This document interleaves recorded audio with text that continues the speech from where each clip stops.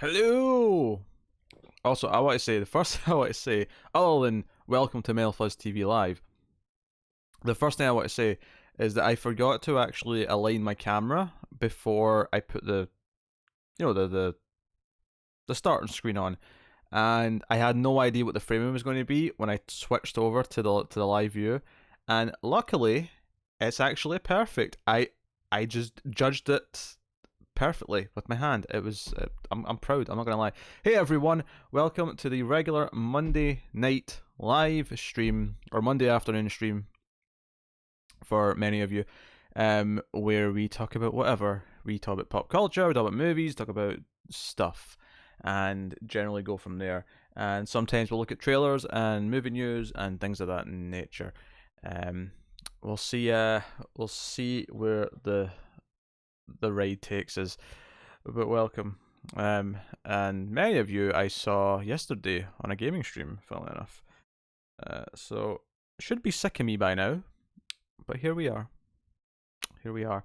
As always, I will start off by saying a bunch of stuff about the channel and what's going on and content that's coming up and so on. Welcome, Eat That Horse. When do you think DC's animated movies will actually become good again? That's a good question. I feel like we're in a pattern where we get one good one every, I don't know, 7 or 8 of them. That's what it feels like right now. What was that last one that I quite liked? Death of Superman I thought was quite good. But it'd been a while before that since I really liked one. But anyway, opening statements and whatnot. So yeah, Connor's been in and out of it all week. We should be recording the Last Boys review tonight, and that should go up tomorrow.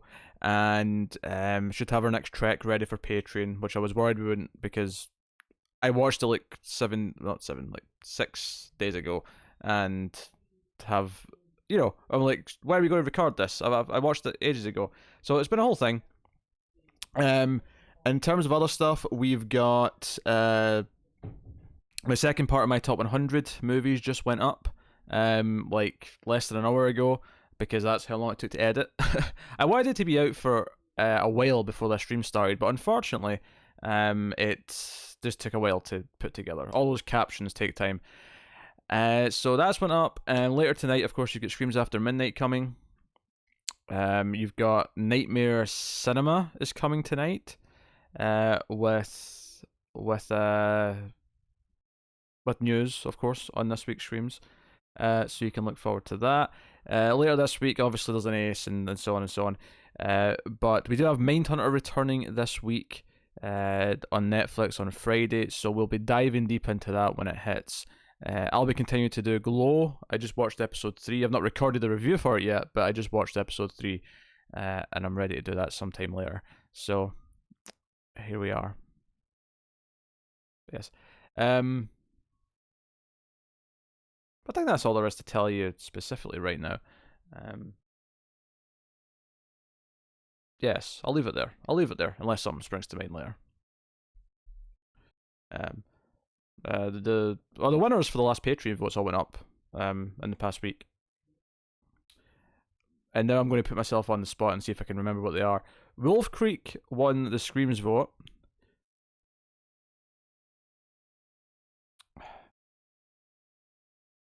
Close Encounters of the Third Kind won the Ace vote, and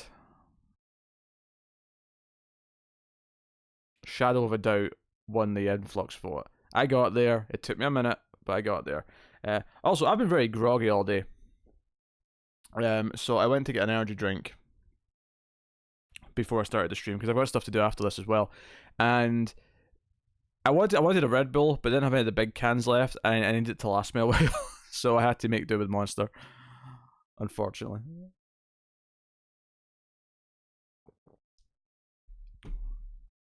Yes. I remember Renegade. Has Connor beat a dentist yet? Not as of Saturday night, no. But I don't know if he. And I doubt he went yesterday because it was a Sunday, but. You remember Wolf Creek sucked. Well, I mean, Renegade, you have pretty spotty taste, so I don't know if I'll go with your assertion. But listen to some of the new top 100 videos. Sounds good. Yeah, I'm glad. You've never had a Monster, Sheldon? That's okay. It's a bit sweeter than a Red Bull. I prefer a Red Bull. It's just the energy drink that I drink if I'm wanting one, but I can make do with Monster. I've never really had a Relentless though, I don't think.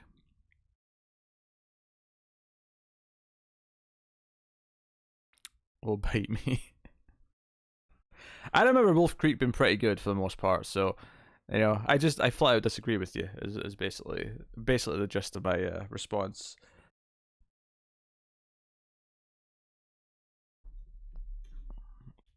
But yes, welcome to the stream all. Twilight Zone did go up as per scheduled earlier as well. It did? Yes, it did.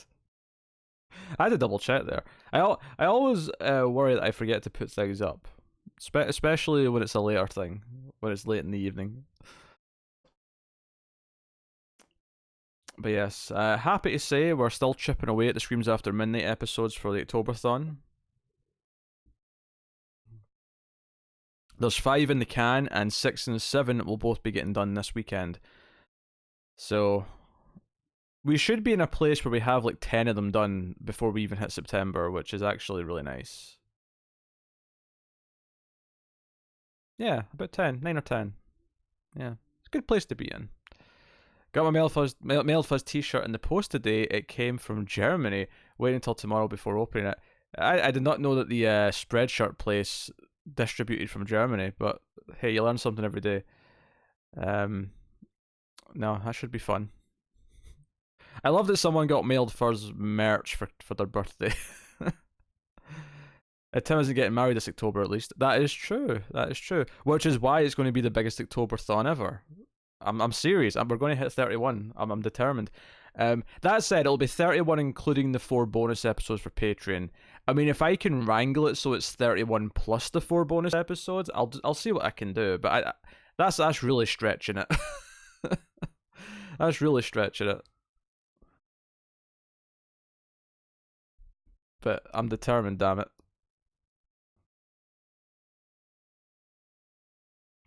Oh, that's the other thing. We recorded the bonus Patreon episode for Screams this weekend, so that'll be up for patrons in the next couple of days as well. So patrons have got a second Screams this week, and oh, is it a doozy? Unless the doll from the boy, unless the doll, that's maybe unless the doll from the boy proposes to him or purposes it to him before that. Wonderful typos on that sentence board now. It really took some fun there trying to decipher that. Don't overwork yourselves. We're fine. We got episodes in the tank and we're sort of spreading it out. But we should be at the point where we get to October and more than half of the episodes will be done already. So it won't actually be that much more work in October itself. That is the plan anyway. Hey Zima, welcome to Z Stream. Welcome to Z Stream. Speaking of Z, I wonder if Devious is going to appear. Because I said Z and he told me off once because he was German for doing that.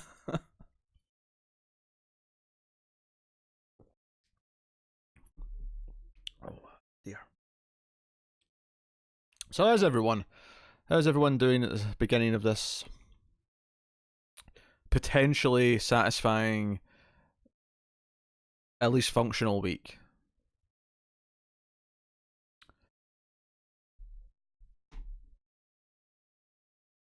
If you mention his name enough, he will appear.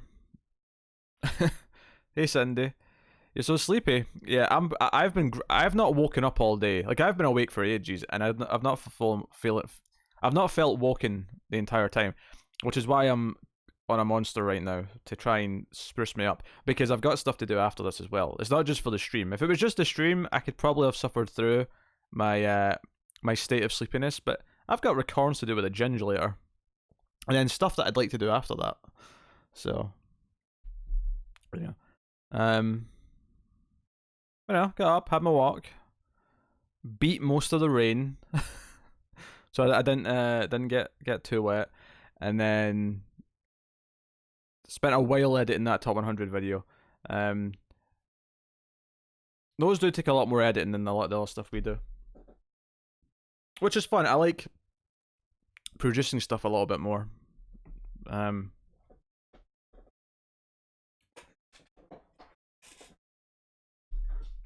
so is Connor feeling better? Not really. I mean, his sick from the start of last week is gone. That's fine, but his toothache, I believe, is still raging wild.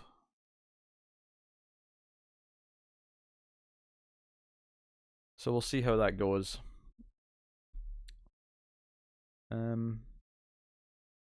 Because we both watched the Star Trek and a Firefly last week to record, and they're still waiting to be recorded. So we'll be doing those tonight and tomorrow, basically. How does he get sick so often? Well, the toothache's kind of a different to everything else. The flus that he gets is just because he works in an airport. They tend to carry a lot of flus into the country. That are new to the area, so everyone gets sick.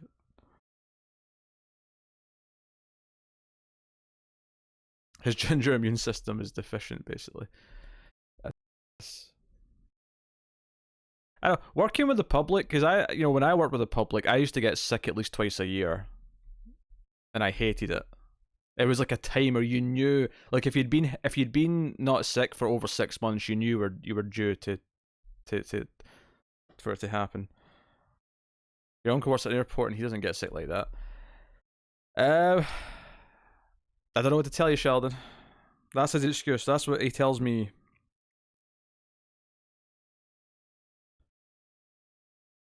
Twice a year is normal. Yeah, twice a year sucks though.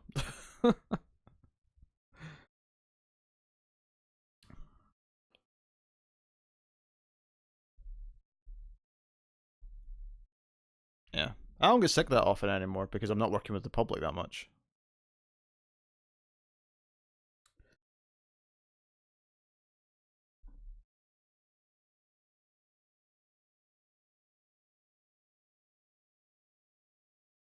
I don't know what to tell you, Sheldon. It's it's the way it is. I don't know.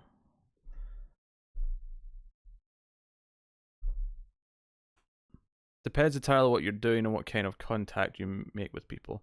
Oh, of course it does.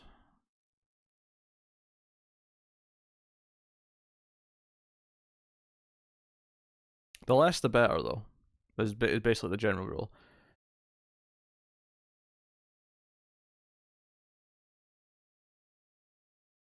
It's a virus we get from a baby that will never go away. I think my immune system has gotten stronger now, though. I get sick now and just shrug it off. I hate being sick. Which is, I know it's a dumb thing to say. No one likes being sick, but I do get particularly miserable when I'm sick. I don't handle it well. Oh yeah, toothache's horrible. Toothache is the worst. I had a bad spat of it when I was about 19 for a couple of weeks. Was not pleasant.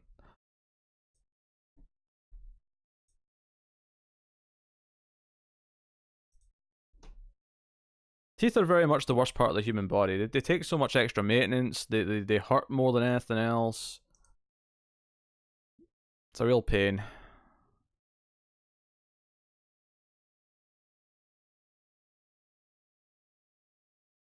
Oh yeah, I hate having a stuffed nose.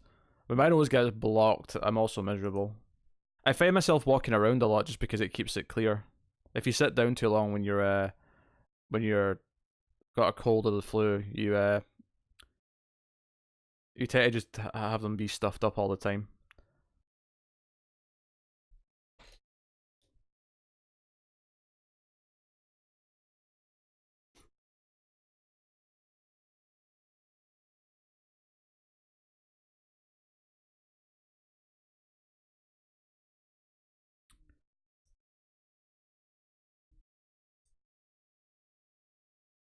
I tend to go through all the symptoms of a cold in the same order every time. It's really weird. I always get a sore throat first, and then I will develop the nose, and then the sore throat will mostly go away.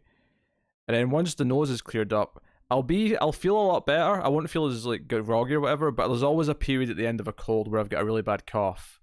And I definitely feel the best in that period compared to the rest of the illness because I don't feel otherwise that bad. I just cough a lot. It's weird. What's up? What's up, Bob? No new trailers to your mind? I don't know if I noticed that this week myself. Uh, we'll have a glance later and see what's about. There was some horror trailers because me and Tim talked about them on Screams. In fact, there's one particularly funny one. And I say funny, and it's funny to talk about.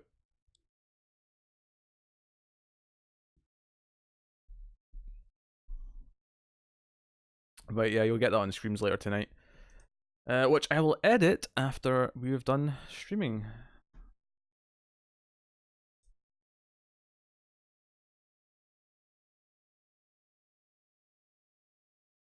Did you see Amazon's newest fantasy TV show? Talking about Carnival Row that's starting this week. On Friday, I think. No, that's later in the month. It's not this week, it's later in the month. It's at the end of August it's starting. But this was another one that got announced that I was not paying attention to. Which is entirely possible. I know Connor was sick, but The Boys is coming out tonight or tomorrow. Should be tomorrow. We're recording tonight, assuming he makes the recording. But we should be recording it tonight. There's a new Nick Cage trailer. Oh dear. With Lawrence Fishburne.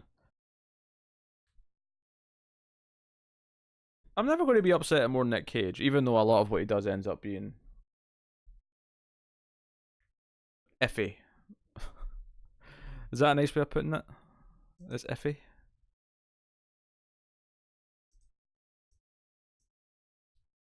In your head, in your head.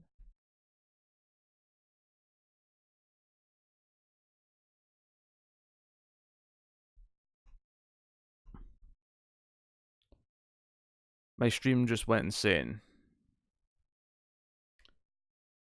I'm seeing a spinning circle, although it's still playing on my monitor view. If he doesn't just put a bottle of ginger real in his place in a wig and dub his voice. Oh dear.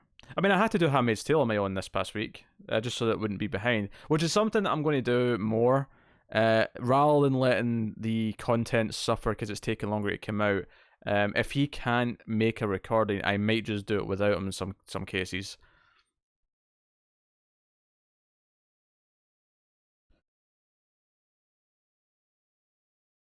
The title for the movie is even better, Running with the Devil.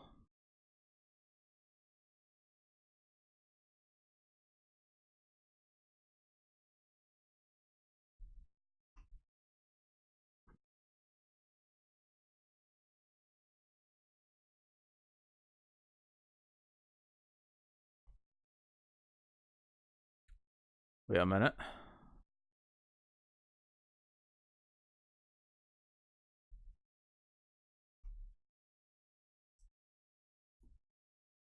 No one, I mean, almost no one in the chat will care about this, but I believe. Yep, AEW signed Orange Cassidy. I am pleased by this. I think that guy's great.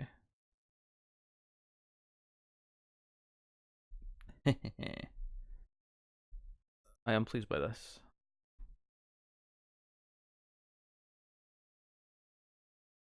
Pete, which version of The Office do you prefer? I love the British one, but the more I've watched the US one, I actually think it's even better. Yeah. Well, the weird thing is that The Office, even though the US one, even though it got bad later on, it like it was good for like 5 seasons or whatever, and I got really attached to those characters in a way that I never did with the UK one. I never really fell in love with the characters in the UK one. The UK one's very funny, but I barely remember the UK one at this point, but I can still remember tons of stuff from the US one.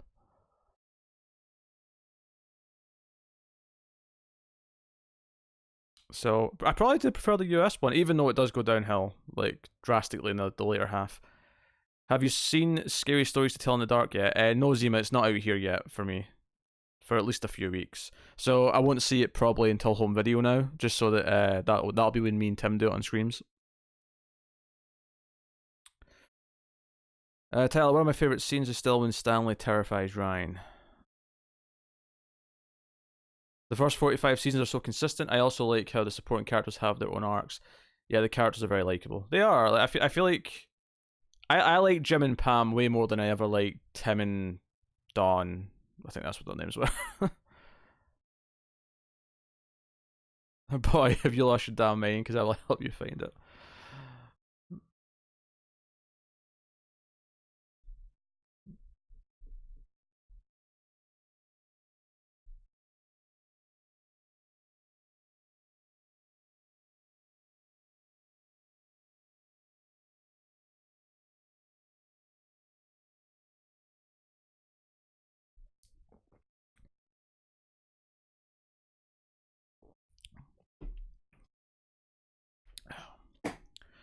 I loved how Michael hated Toby. That was one of my favorite running gags in the early seasons. Also, Creed's weird like stories and the mystery of what Creed was up to. I feel like Jim gets a pass on being a douche because he's also charming. He's likable. Dude. I feel like there's been this thing in recent years to kind of reanalyze like certain like characters, especially in sitcoms, and kind of like say, wait, this behavior is not actually acceptable, but for some reason in a TV show we kind of love it. And you know some characters, because I know some people absolutely despise characters like Chandler from Friends and see him as being very problematic. And Jim's nowhere near as bad as that, but he is kind of a douche. Like, it's a very TV thing.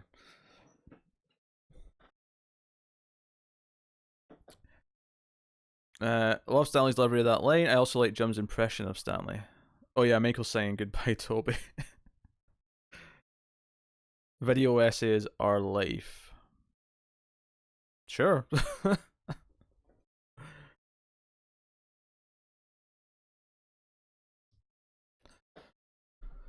Might even be tempted to dabble myself. I actually started working on like a project for the channel at one point. It was going to take a lot of work, and it kind of fell away when I got busy with other things. But I might go back to it at some point. Something that was a bit more scripted, um, and way more of a video essay than it was anything else. The problem is though, is that using clips on YouTube is a pain. So I was going to just use screenshots, but what I was doing would have been way better with clips if I could actually just repeat the clips and talk about the thing I wanted to talk about. It's frustrating. Not scripted fiction, scripted video essay. Um,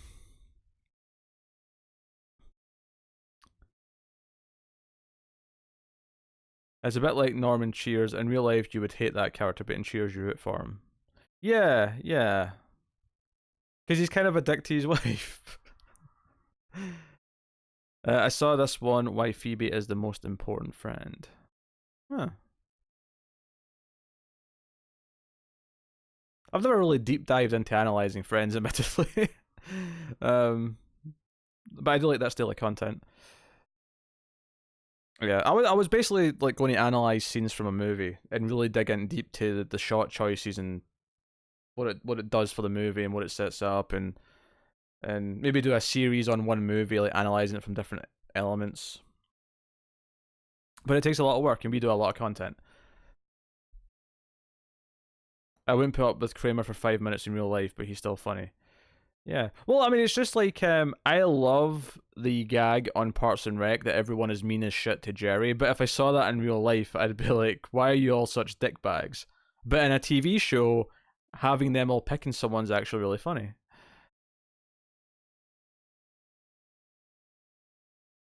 Fathom announced that they're going to release 3 episodes of Friends in theaters. That's weird. I can't imagine sitting in a theater for a sitcom.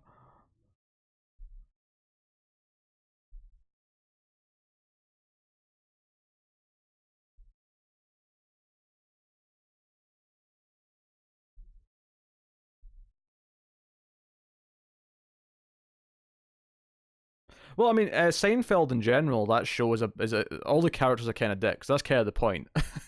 It's a show about four awful human beings. Connor is basically a Mild Fuzzy's Jerry confirmed.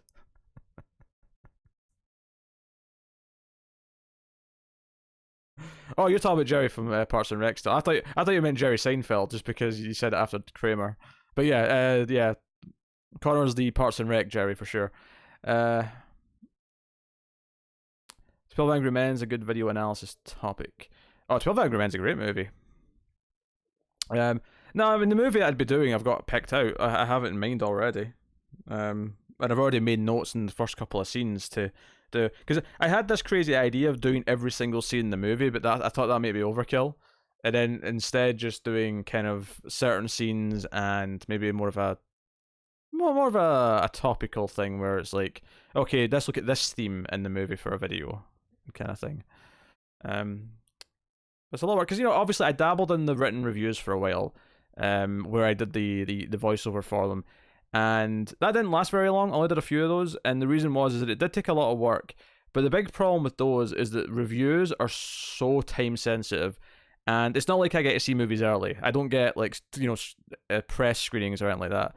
So it's like I get the movie on the Thursday or Friday. I watch it, and I have to start working as quick as I can to write the script, record the audio, edit the thing together with all the images, and at best have it out on Sunday night, if not Monday. And here's the weird thing: Saturday and Sunday are two of my busiest days because of the comics podcast and all the Screams After Midnight recordings. So it just became very unfeasible to keep that up, because they just don't do that well once you've taken too long to get to them. But I like the idea of doing other similar style of content that isn't time sensitive, that is just taking something I want to talk about and just doing it. Which could take a month to make if I want to. It could take 5 months to make. It's not a big deal.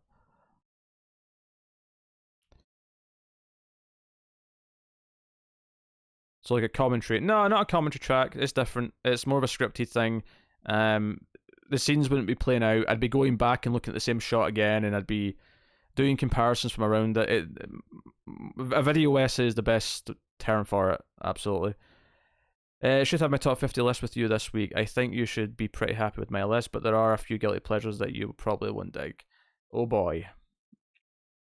Oh boy. There's one or two in the new top 50 or top 100 video that I expect to get shit for one reason or another.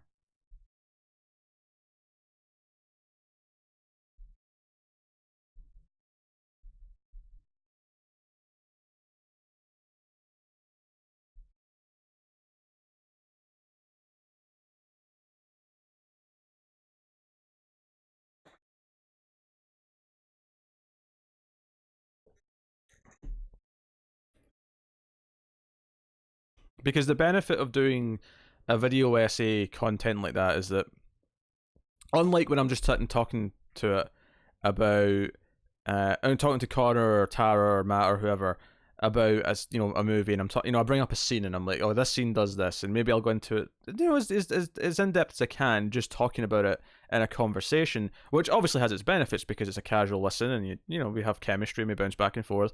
But the benefit of like doing a deep dive like that is that no, it's more like a serious piece of work where I can give examples and show it, and then sort of prove my point and say, okay, this does this for the movie, and then show how it does that, and so on and so on. Again, there's this limit though where I can't really use clips on YouTube. I know some channels do it, and I don't know how they get around the headache of copyright. I really don't. I think some of the biggest channels who are like more companies do get a lot of leeway that other channels don't. Still considering how many Leprechaun movies to stick in that bad boy. Oh, you're the worst born now. You are the absolute worst. Absolute worst.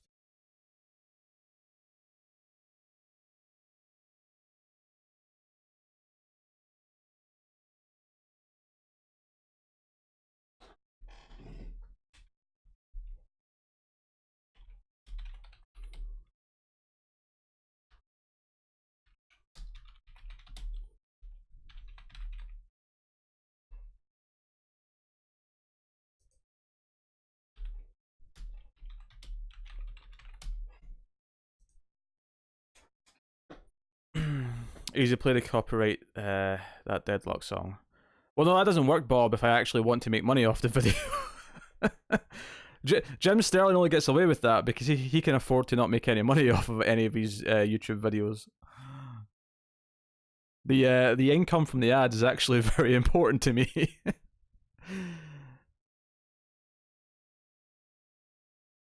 At least I didn't have Leprechaun or Hellboy in mind. Yeah, don't bother with clips in my channel, at least for right now. It's not worth the headache, because if you get 3 strikes, then your channel gets taken down. Yeah, I was in Hellboy was terrible.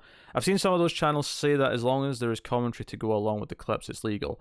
Oh no, it is legal. Cindy, I know what's legal and what's not. It's fair use. I can argue this in court all day. The problem here isn't what's legal and what isn't. The problem is YouTube's system and how automated it is, and how you basically get punished if anyone claims that there's a copyright problem, and it takes a long time to untangle. And in some cases, it can actually take down the channel for time. And that happened to us once in the early days for just having a logo on screen, never mind actually showing clips. And fighting it is a process, and it can be scary because they threaten all sorts of things. So again, I know what fair use is, I understand the rules of fair use, and I know that we would be covered by fair use. I know everything I want to do is legally sound. The problem is YouTube's system does not... Like, the YouTube system, because they don't want to police it with people, they just have an automated thing, is that they don't account for it. They just get scared because they don't want legal troubles themselves, and they just nuke things immediately if anyone complains.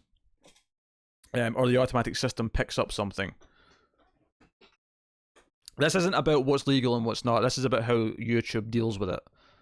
Because I mean, I did fair use classes. I did copyright law in college. Fair use is a wonderful thing, and if YouTube actually like enforced it in both sides of the fence, because the problem is that they like to play to the advertisers more, and they don't want any trouble because they make advertising money. So they treat the content creators more as guilty until proven otherwise, which is not really how it's supposed to work.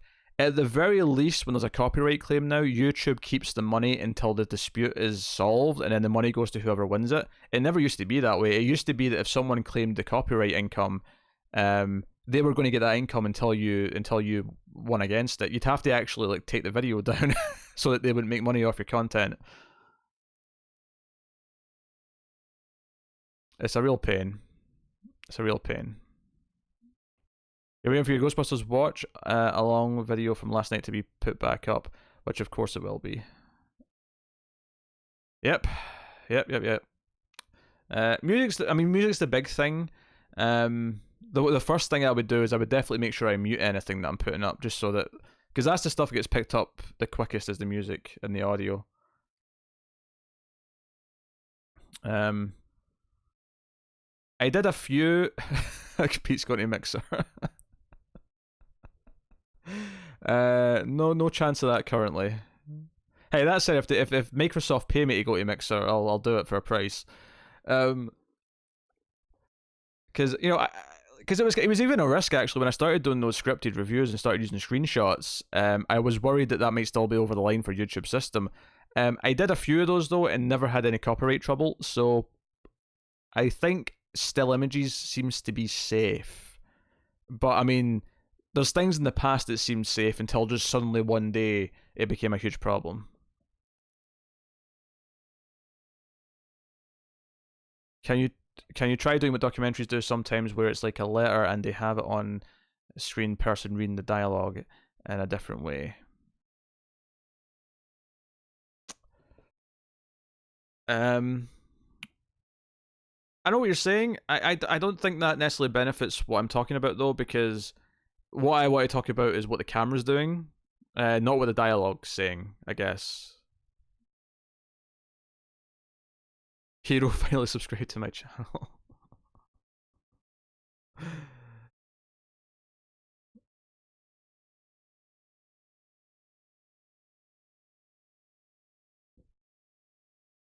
But yeah, I mean, it's fun. It's fun talking about this stuff just to get it off my chest because YouTube's a pain. And it stifles creativity in some places because you want to do these other things and you can, and yada yada yada. And as someone who is trying to make this more of a business and actually earn money from it, I can't just accept copyright claims, especially when I know that legally they shouldn't be able to. It's a big deal.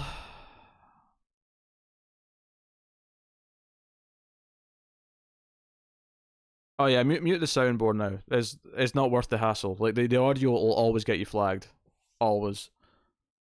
And I know some people do lots of little tricks where they try and pitch it up or down so that the automatic system won't detect it. I just don't think it's worth the effort.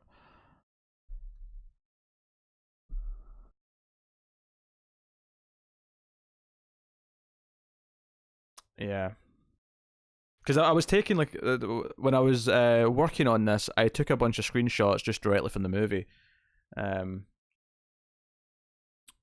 because I know screenshots tend to go down better, just in general.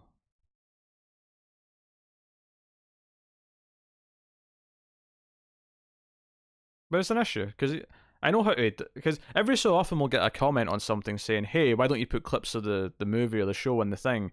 And every time it's because well, because copyright claims eat us alive if we do.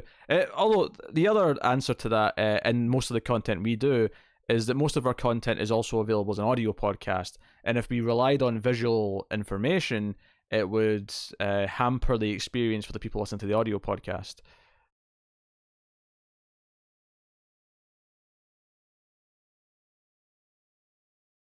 Uh, Film and TV Buffet, the hit television show, Buffy the Vampire Slayer.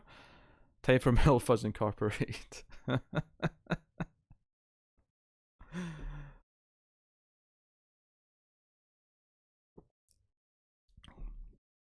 Because sometimes I really want to get creative. I want to sit down and do a lot of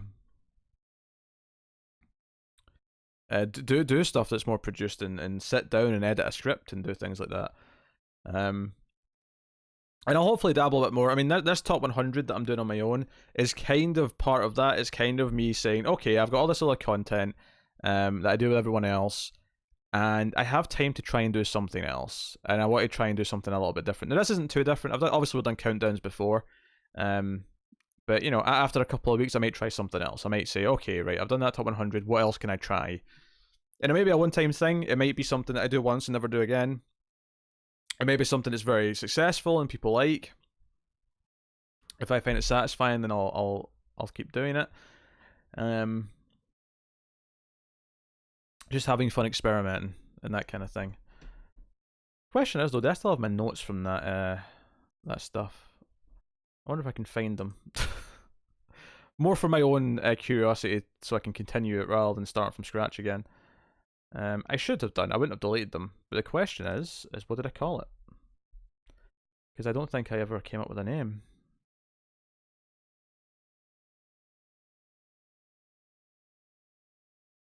Oh, that's right. I was going to do another movie as well. I was going to do one for Halloween last year. For the holiday, not the movie. Do one for October. Welcome to the stream with special guest Peter.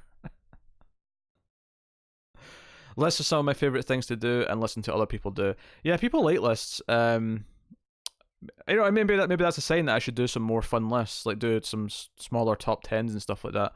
People seem to like when I rank the Marvel movies, except one or two people in the comments who were really upset that I put certain movies low or high. Iron Man 3's top 10 material, people. You just have to accept it and move on with your lives. Right, hold on. I would have put the title of the movie in the file name.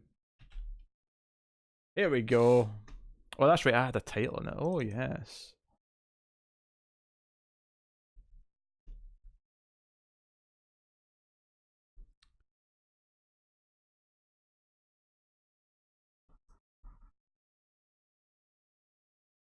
Yeah, I basically had a script for the opening scene of this.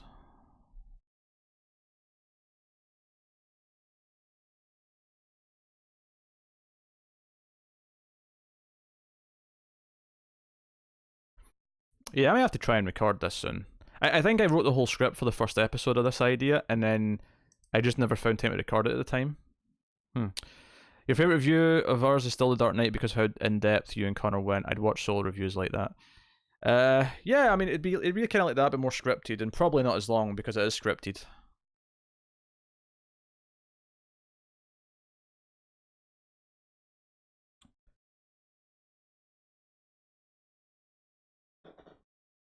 Yeah, I might try recording this soon. Maybe I'll wait until after I've finished the top 100.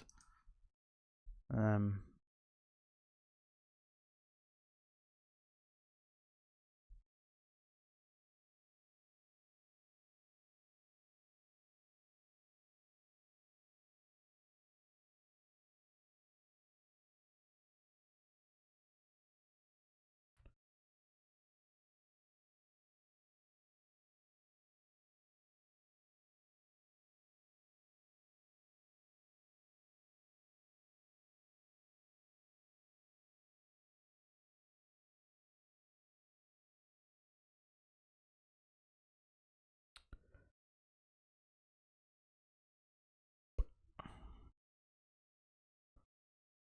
and done. And done what?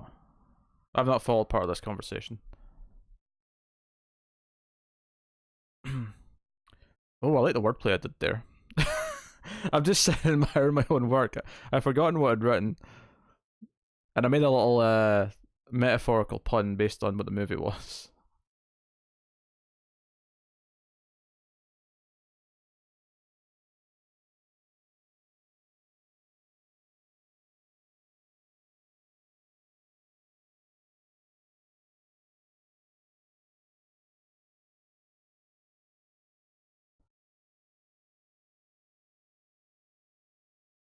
When is the book podcast starting?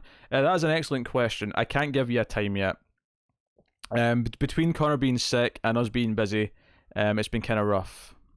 Um, I'm disappointed in you. How could you put The Matrix so high in your list? The film is one of the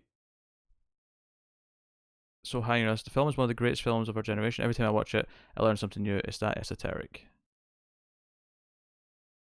Do you mean how low I put it in my list?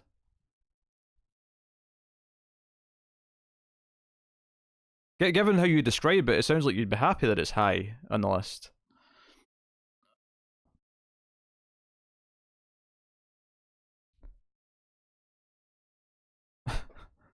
I know kung fu. Whoa.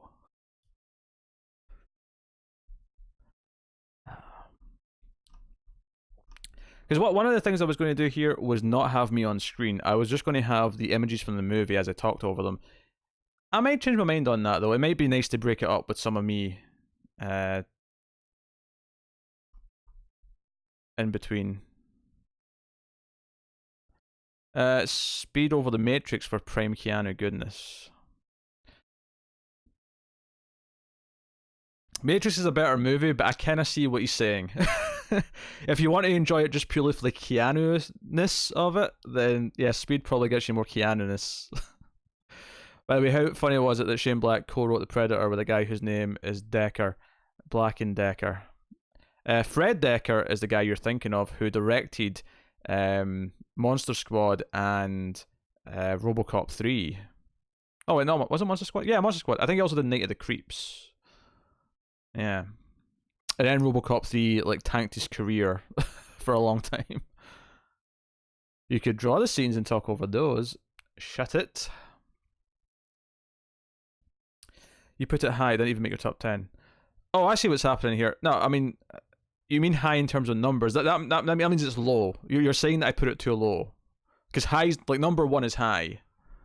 Number 10 is pretty high still. um, it's the word high here that's throwing me in your sentence. I would say what you're saying to me, I'd phrase that as I put it low. But yes, it's not my top 10. I'm sorry, but I love all the top 100. I have 100 honorable mentions that I'm going to say at the end. Like I love a lot of films. There's a lot of competition. A lot of great things didn't make the cut.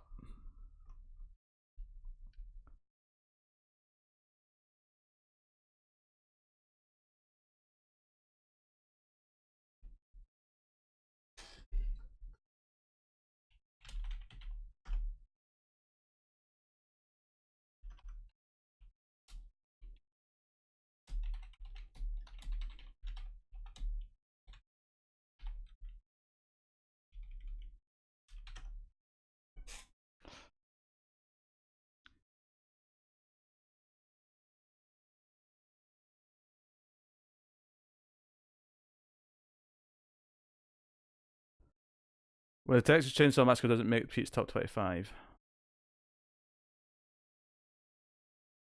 Sad chainsaw noises. I'm trying to do sad chainsaw noises. It's not working. Hey, Mentions is a great movie. Can I put my honorable mentions in your last 100 video? Sure. If you want.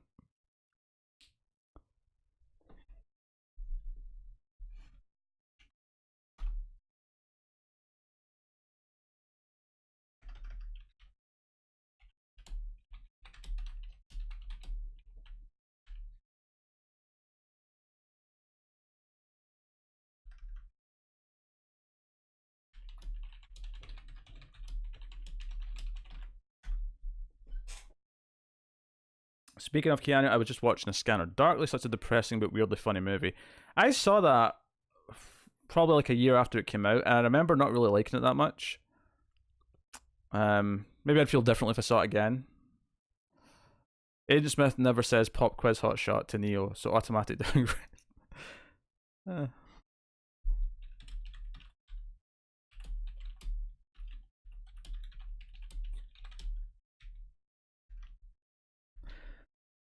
Yeah, we should do a new edit of the Matrix. We should do an edit where he says pop quiz hot shot at the end, before the scene in the subway.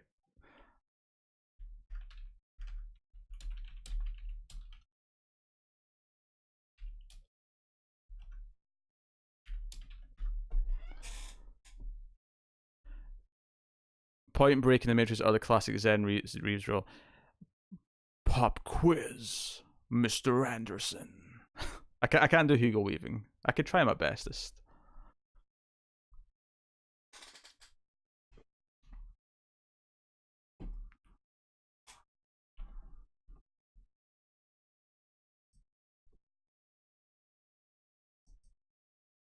I am going to move things in my computer around a little bit, just so I can see certain things easier.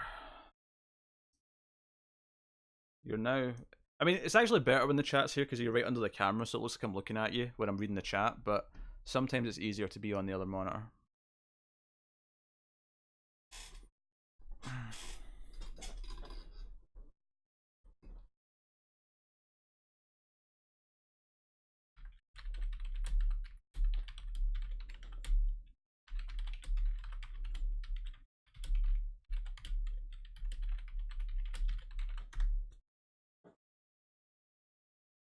Staring at us with those dead eyes. How dare you? Point Break is so zen. It has one of the Red Hot Chili Peppers in it.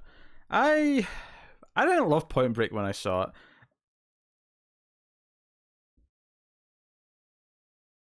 And I don't know what it was that I didn't like.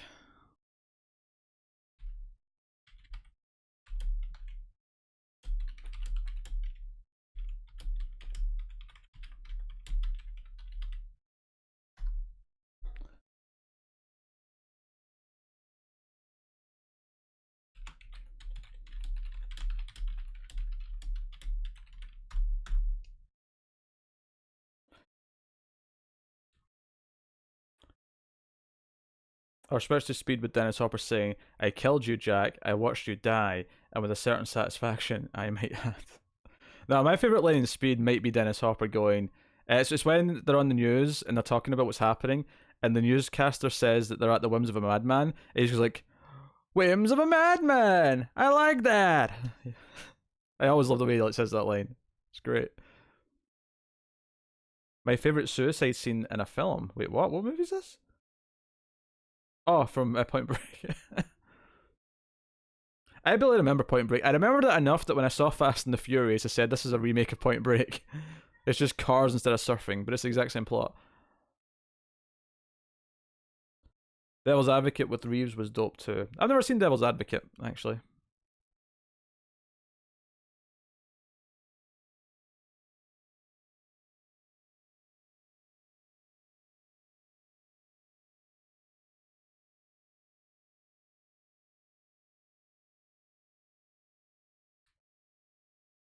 Bigelow knows how to direct action scenes. I mean, I saw it when I was like relatively young, so I probably wouldn't have appreciated the directing as much. I just don't remember being into the plot. I think we can all agree that Bram Stoker's Dracula as Keanu is best. Oh, I hate that movie.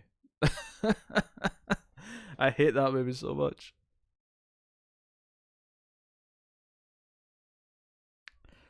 Point Break has the iconic lines though: young, dumb, and full of cum. Yes. Although for some reason I always remembered it as young, hung, and full of cum, but yeah, fair enough. um, Glad to see Cindy's remembering the important things. I know it was on her mind when she watched Point Break. Fast and Furious jumps the shark into the moon. Well, no, Fast and Furious does, but the first one was a Point Break remake.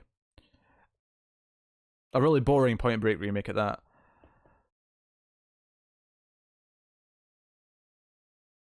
Wait, Gary Busey was in Point Break? I don't remember Busey being in Point Break. Okay, all Point Break's went up by like a point already just because Busey's in it.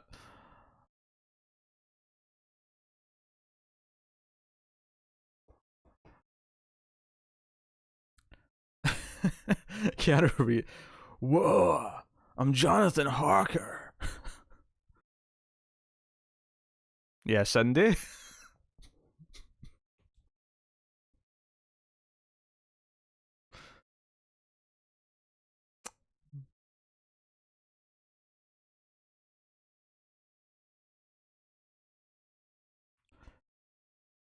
Devious is a ride. Welcome. Bob, I know you don't want me talking about the boys comic, but I think it's funny that the boys and the other people constantly prank called Homelander her, and he constantly destroys the phone. Okay, sounds amusing.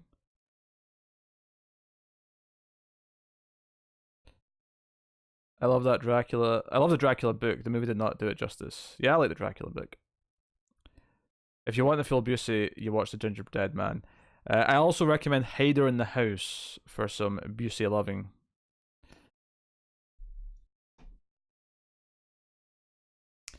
By the way, Simon Pegg's character wore a t-shirt saying "Young, Dumb, Full of Cum and How to Lose Friends." I never saw that movie. I can't comment. Ow. The phone's falling over.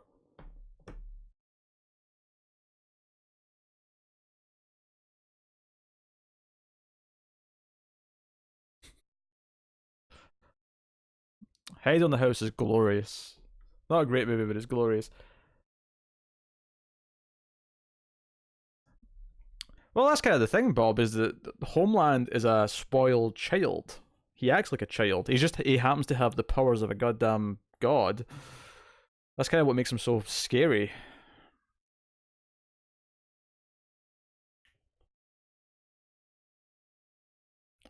Could you imagine finding out that Gary Busey is hiding in your house? I want a new TV show now. It's basically just Cribs from MTV, but it always ends with Gary Busey like jumping out and just like standing in the background and like, you know, at the end of the episode, the person who lives there will find out that he's been there, but we'll like see glimpses of him throughout the episode. Gary Busey just sneaking around.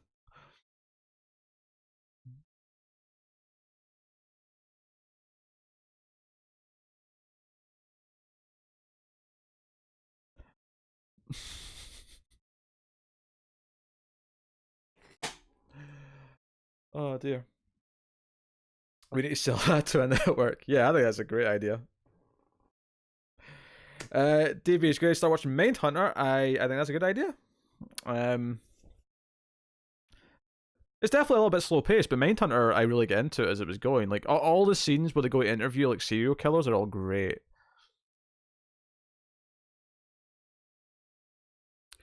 Busey's pretty good in Lost Highway, though it's more of a straight role, which isn't as much fun.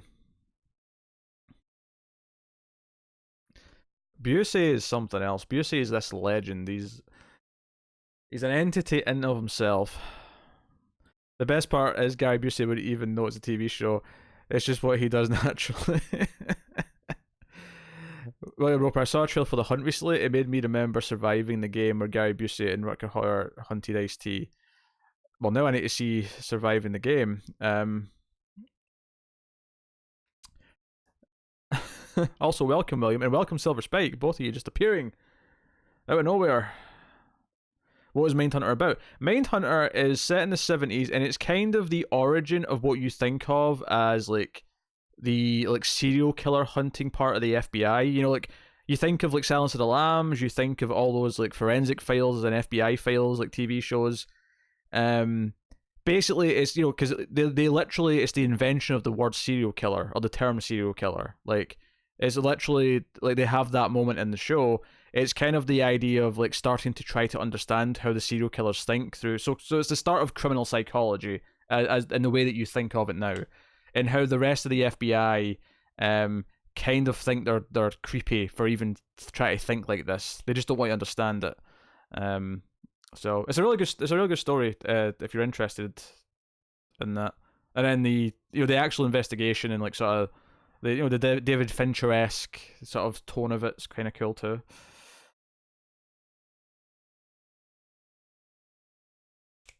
A profilist, yes, a profiler, yeah. That's the name of what the person does. And let's not forget he won Celebrity Big Brother. That's true. Gary Busey won the British Celebrity Big Brother one year. That's a thing that happened.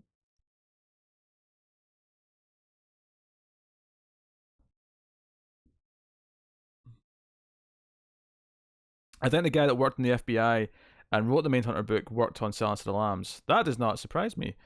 Uh, he didn't write it though, right? Because obviously, I don't think the author of Silence of the Lambs was. I mean, maybe he was. Maybe he was an FBI agent. I just didn't know that.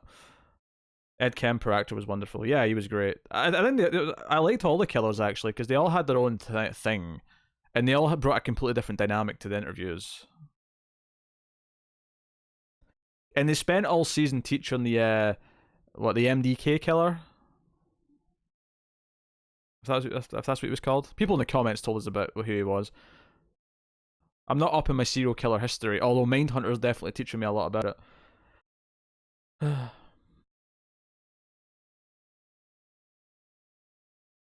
Yeah, you get the sense that the killers are interviewing them in return as well. Yeah.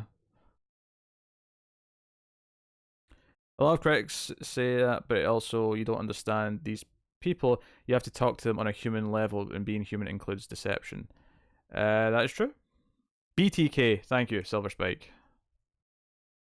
You might have even been someone who commented on season 1.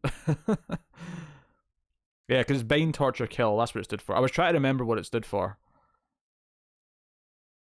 Which you've just said seconds after I said that. But I remembered first. Just I want to put that out there. I think I will stick Mindhunter on my list and give it a watch soon. Yeah, it's enjoyable. It's enjoyable. I'm looking forward to season 2. And they spent 2 years making season 2, so hopefully the quality should hold up. How come we never got a Nick Nolte and Gary Busey brothers movie? Because the director wouldn't know how to wrangle them both and keep them both sober enough to record. Or to film, is the term.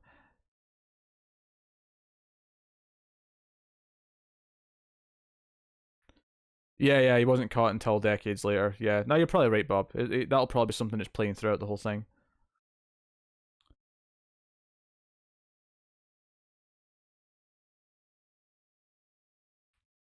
Gotta be familiar with the same Manson in Once Upon a Time in Hollywood. Then, are you seeing it in 2 days as well? I don't decide what day I'm seeing it on yet, but it's out on Wednesday, so I might go Wednesday.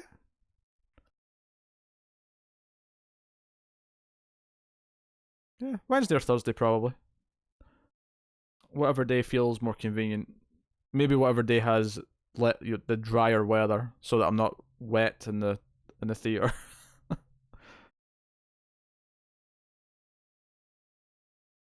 I'm going to see it. I'm going to see it.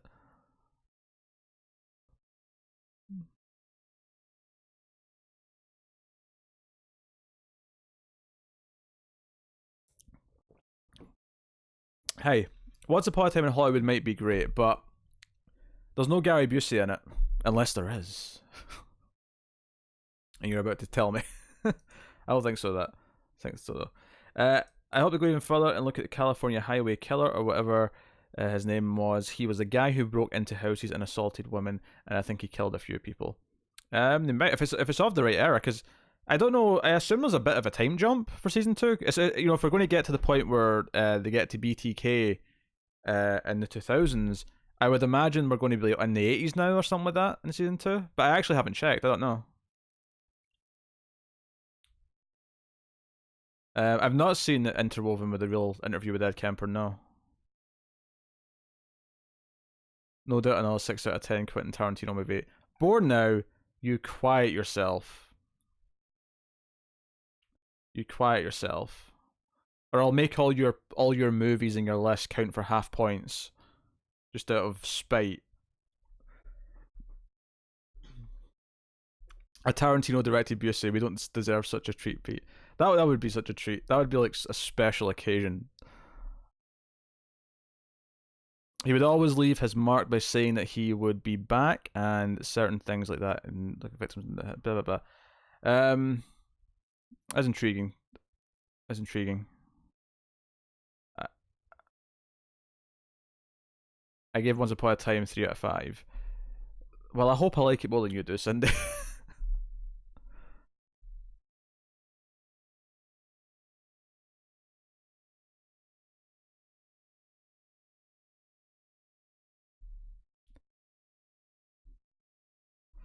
I saw Death Proof a few days ago and got to say it's my least favorite Tarantino film. Still interesting though. Felt like 4 hours. So uninteresting. Okay. I enjoy Death Proof well enough, but it's definitely at the low end of Tarantino stuff, for sure. I can link you to the video, the biographics video on said killer if you want. You can send it along. I'm not going to look at it just now, but it's the most dialogue heavy movie. I gave it an 8 out of 10. Yeah, I like Tarantino dialogue, so I mean, I might be okay with that. It's a long dialogue movie, admittedly. So we'll see how I go.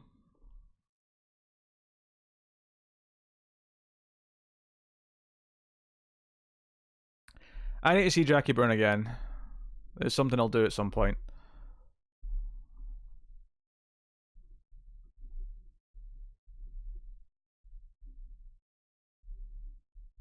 Now, even Death Proof for me, I still found entertaining. Like, I wasn't bored. Are you going to review it on the channel? I actually don't know, Devious, because everyone else seen it weeks ago. So it depends if I can talk someone into it, or if I just decide to do it on my own. Which sounds daunting. But you know, that's the thing. A lot of the audience has seen the movie weeks ago, so it might not even do that well. Well, guys, I got to go. Thank you for the stream. No worries, Renegade. Have fun. Django Unchained is my fave, Zima. I'm not going to tell you what my favourite is because I'm doing my top 100 right now, and that would maybe reveal if I've done all my Tarantino movies so far if I haven't. So I'm not going to tell you.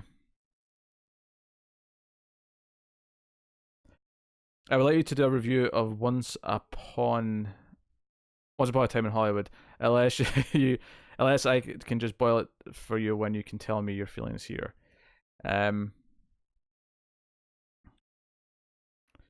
Hateful Eight ranked a lot higher by me than most people. I love the cinematography.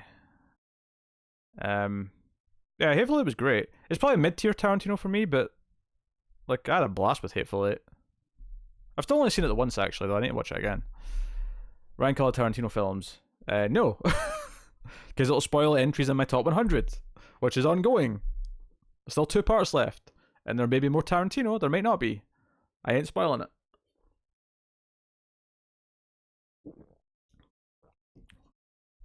Not saying a word.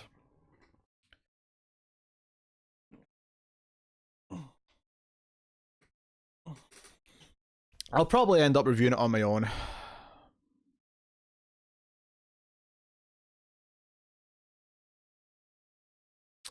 I wasn't sure if I sent you a look-like before. Or a link, rather. The bar graph video would normally say, oh, here's a link on the video. What is the one with the bank robbers? Reservoir Dogs? With Mr. Pink and Brown and Black and... Oh, wasn't a Mr. Black? I don't think it was a Mr. Black. Because I think that was the point, is that everyone wants to be Mr. Black because it sounds the coolest. So so they all have to get the other colours. I know which Quentin Tarantino is Pete's face because he's told me in the past. I hate it. You keep your mouth shut, Board, now. I want no part of you spoiling things for people. You'll be in the bad books.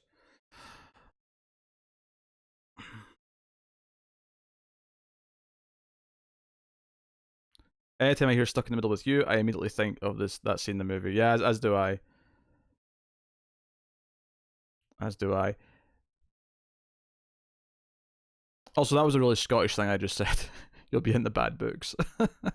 That's something parents say to the kids around here. Reservoir Dogs is on my list of games to play that I think might have been good when I was younger. Probably shit now. Uh, and by the way, it was Mr. Pink. He didn't want to be called Mr. Pink because he thought it sounded like Mr. Pussy. That's true. Yeah, but if you remember when they explain why they assign the colors, it's because everyone wants to be Mr. Black. They do say that at one point, so they get all the other colors. Reservoir Dogs is dated badly, in my opinion. Well, Born Now, it's okay for you to be wrong sometimes, and this is one of those examples. By the way, one of the gangsters in that film played Elaine's father in Seinfeld. Yeah, I can believe that.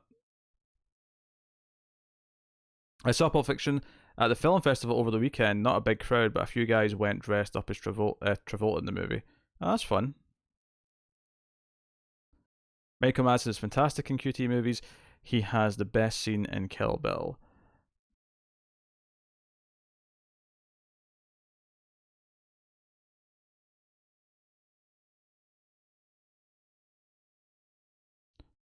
Do stuck in the middle with you. Stuck in the middle with you. I don't know the rest of the lyrics, but the tune's in my head now because that Tyler put it there. The old grumpy dude. Well, stop describing yourself, Born Now. You're an old grumpy dude. It's weird that Michael Madsen is the only person on to show emotion in Kill Bill, yet he's the last person to show emotion in Blood Rain. Blood, as in the Uwe Boll film?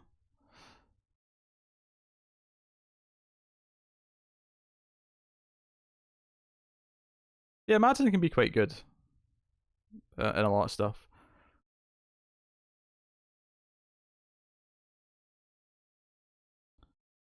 Good God, man, you're being stabbed with some emotions.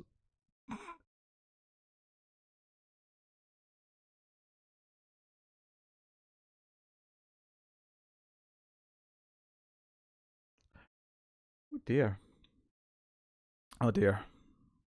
You were talking about that project that I was starting and didn't get around to doing, it's made me want to do it now. I watched Kill Bill straight. Do you watch other movies gay? I know what you mean. You watched it straight through. You watched it one bit. As did I, actually. I have never watched Kill Bill in two halves. I have always watched the whole thing. I bought the both volumes in DVD back in high school and just watched it all in one sitting.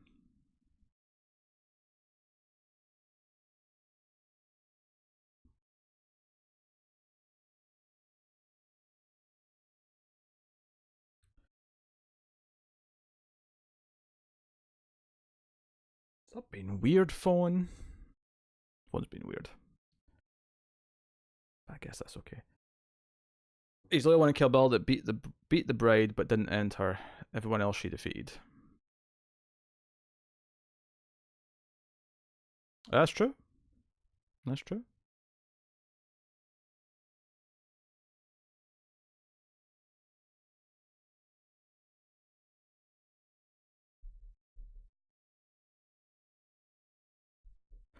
You plan to watch the new American Horror Story in September? It's set in the 80s.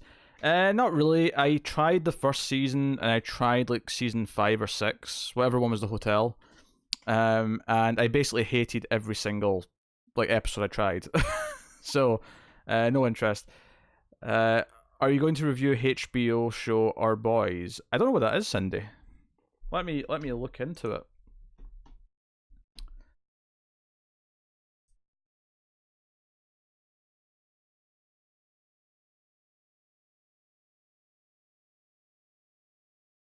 Let me go at my premiere dates.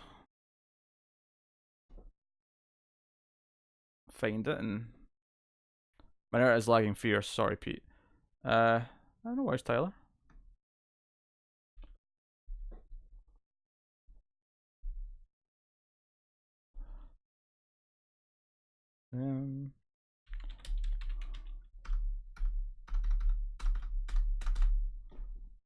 Why are you being lame? Oh, it's tonight. 10-part series based on the true events examines the repercussions of a pair of tragic events occurring near the Israel-Gaza border in 2014. 2 episodes air back to back tonight. Oh. No worries, Tyler. I can moderate. It's easy enough.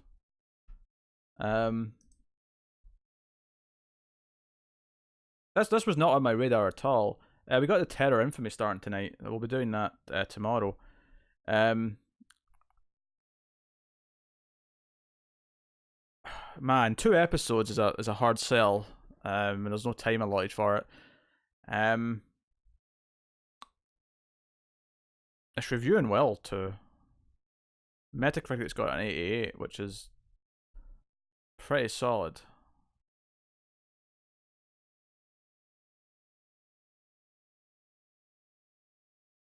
With the authenticity, this is from TV Guide magazine. With the authenticity and intensity recalling The Wire, if set in the Middle East, our boys puts a human face on an age-old conflict, asking if justice is ever possible in a world where young boys are used as tragic pawns.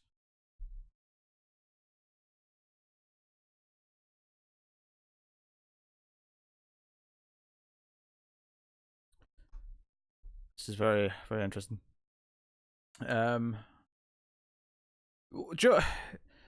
That's I'm always a little bit hesitant to jump into something like this. This is exactly the sort of thing I can see is getting crucified for in the comments, because I don't know enough about the subject in the area as much.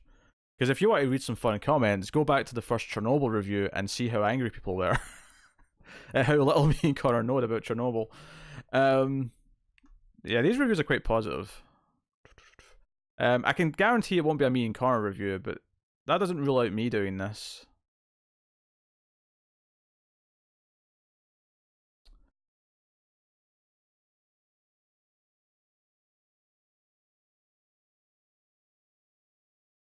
I watched all of Little Drummer Girl, no idea why that director wasted his time with this show. It's solid and good enough, but cinematically uninteresting and all in not as special in any way. Yeah, Chan-wook Park's a fantastic director. It's so weird that Little Drummer Girl did nothing for me. Or that they didn't let him be Chan-wook Park. They gave him something that didn't really fit who he was. It's stabilized. Tyler's internet's been stabilized. It's not dead. It's been resuscitated.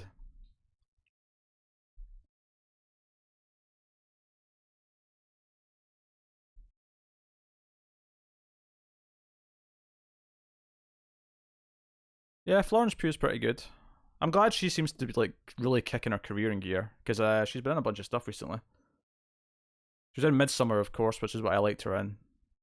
And she was in Fighting with My Family, which I've not seen yet, but I've heard good things. And I heard that from Tim, who doesn't care about wrestling, so I'm looking forward to watching that at some point. Oh, dear. There's a foreign show starting on Netflix on Friday, actually, called Green Frontier, which is it's like a murder mystery, but it's like the detectives get into the Amazon, I think. I might try that. Do a review of that. Pugh is amazing. I think she's wasted in Midsummer. What? The film should have been all about her character and cut out a lot of the annoying male characters. I like Midsummer more than you did then, Borda. I'll leave it for that. I can't wait for Midsummer either. The theatre here didn't carry it long enough for me to catch it. Oh, that sucks. That always sucks when that happens. When you want to see it, but the theatre just doesn't have it on for you.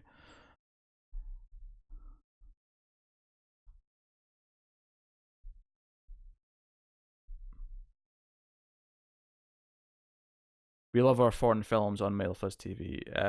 Yeah, we do.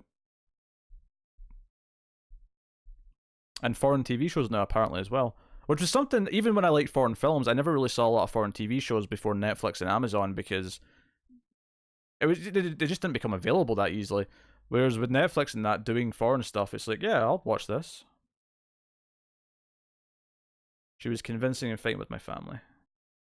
Midsummer isn't out here for another 1.5 months. Oh, that sucks, devious. Well, on the upside, you've got a 2-hour in-depth review that you can enjoy once you do get to see it. Me and Tim went in deep in that movie. That said, though, we did do horror news at the start of that, so you could watch the first half hour or something like that, should you wish to.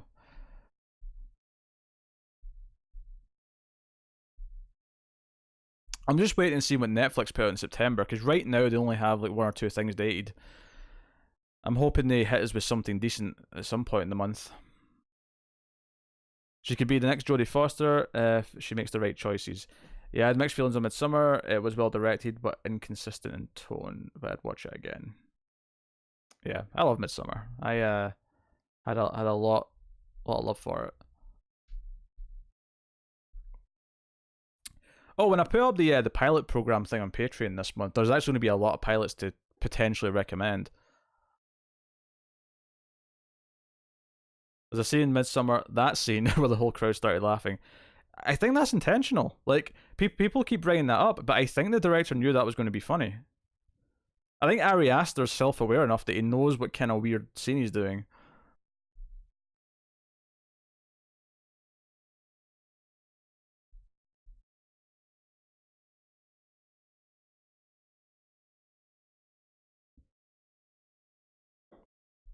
Yeah, I was thinking more TV shows, Devious, just because it's always just good to look at the schedule and sort of arrange things around it. But obviously, the thing with September is that there's a lot of actual TV pilots starting in that month.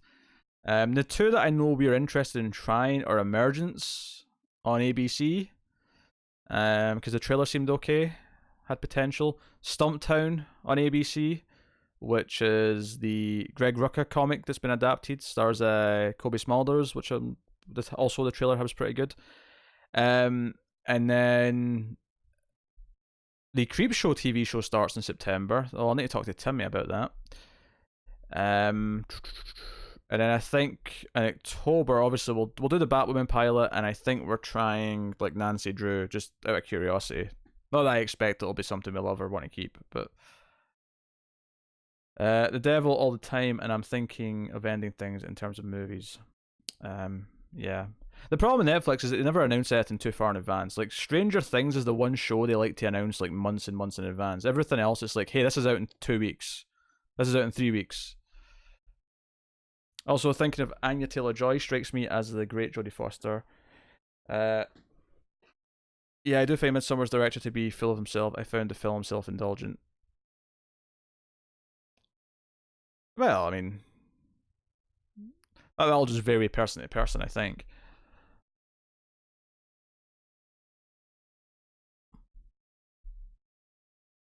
Yeah.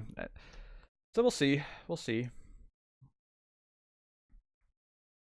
We'll see what comes in September from the streaming places. And I don't even know what to do with prioritizing stuff once Apple and Disney have got their services up and running.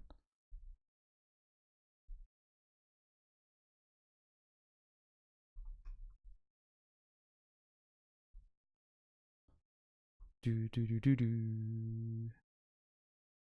Do do do do do. Dun dun dun dun. Dun dun dun dun. Dun dun dun. Dun dun dun dun. Dun dun dun dun. Dun dun dun dun. Apple released a teaser for the morning show. Ah, yeah, that's that Reese Witherspoon one. And Jennifer Aniston, if I remember right.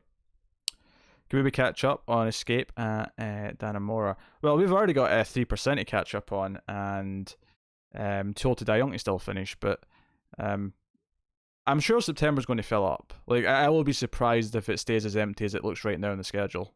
I will be shocked if it does. And if it does, then do a bunch of content. I'll do. Yeah, I think you were missing earlier, Devious, when I was talking about another project that I wanted to do that I'd started working on a while ago and fell behind on it.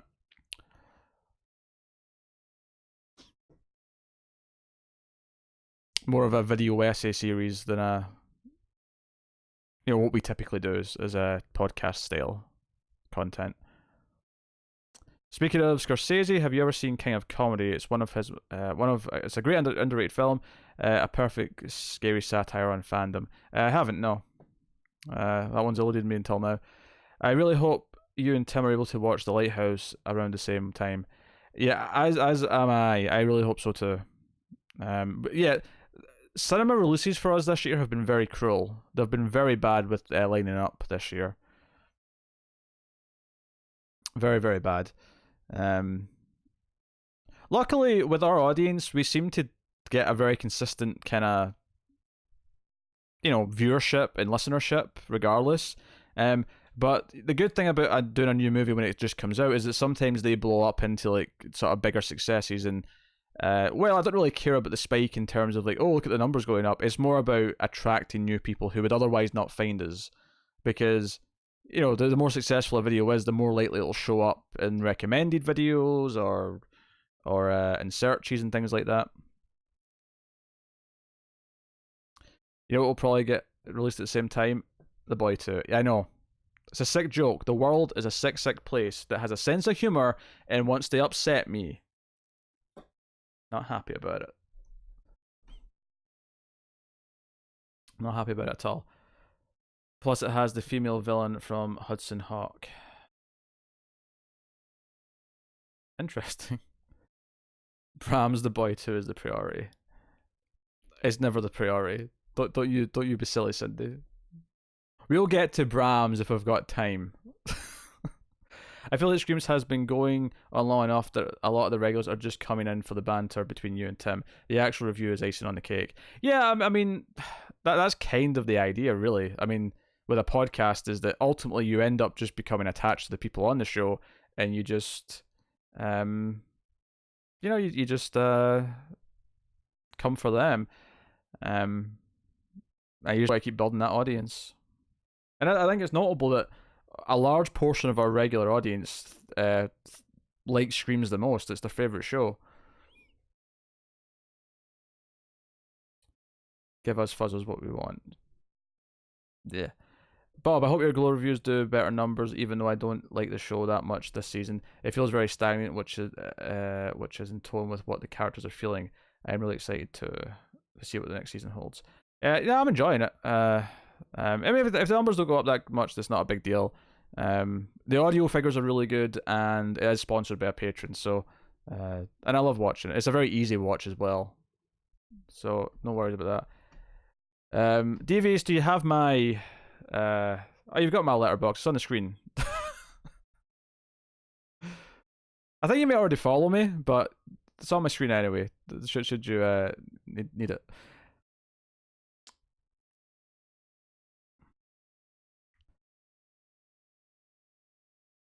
It's like how Jason Mantzoukas is the face of How This Get Made.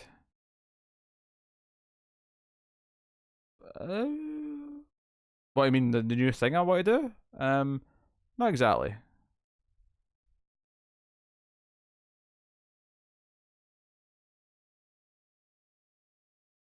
I'm very good with logging my movies.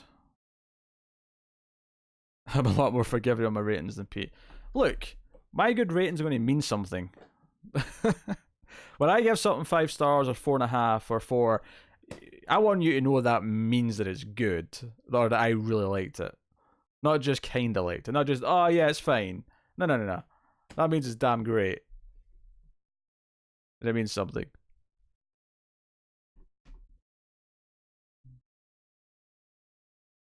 Gmail. Gotta check the old emails, peoples. Just in case.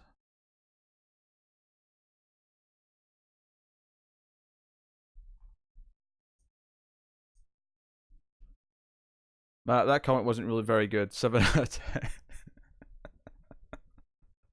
Yeah, Matt's very very lenient. Matt rates things like a video game reviewer. Like, you know how video games like a good score is like an 8.5. 85 to 100 is good. 70 to 85 is disappointing, and then bad is like 50 to 70. And then anything below that is like, oh my god, it's the like absolute garbage, gutter trash, which is not how it's supposed to work. Like a 7 is supposed to still mean good. A 6 is still kind of decent. A 5 is completely average, mediocre, middle of the road. And then 4 is bad, but not the worst thing ever. 3 is really bad. 2 is horrendous. And 1 is like, holy shit, it's like birdemic. And then there's the boy.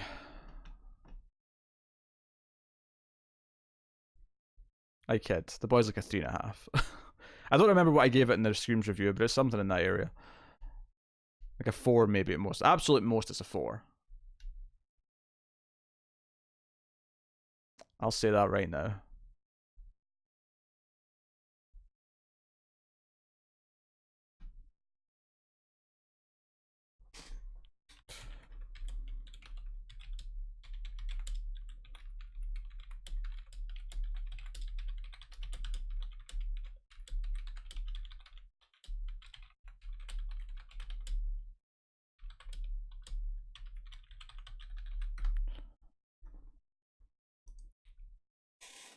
And then you reverse it to Connor. The book was fantastic. I loved it. There's one pile with questionable art, 7 out of 10. Yep, that sounds like the Connor version of that. It does indeed.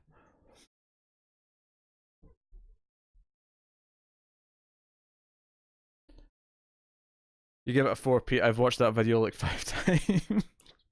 You'll know my opinion on the boy better than I do, because you've had it reiterated time and time again. I don't remember what I said in that video. I just remember how I generally feel about it.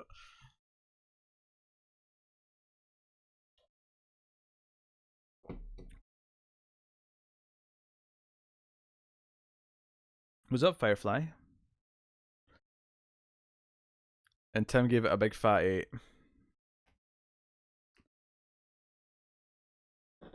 A big fat 8, baby. Hey, Firefly.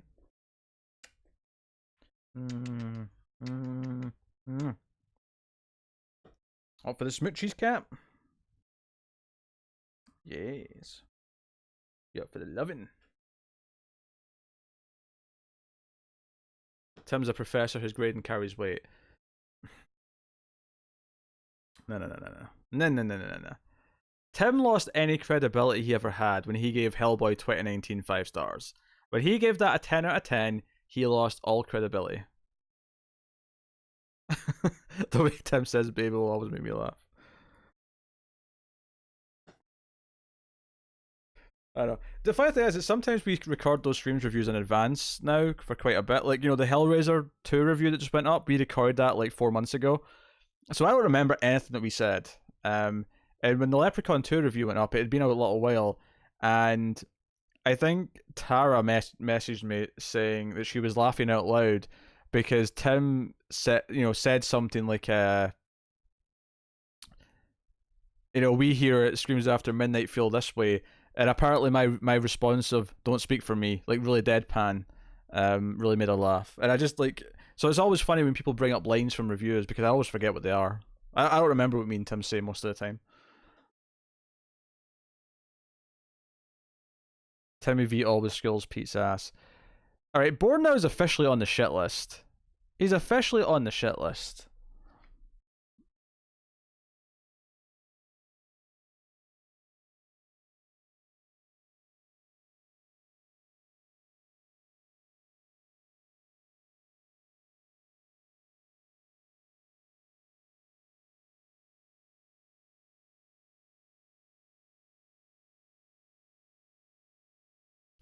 I'm just saying in general, when you said podcast, we're getting other people together to enjoy the company. I mean, you're like, oh, okay, I see what you mean. Tim is the guy from the league who's creepy. Oh, I get what you mean. Yes, I'm the head of Mild Fuzz and kind of the face of it, I suppose. Which is good, because I have the nicest face.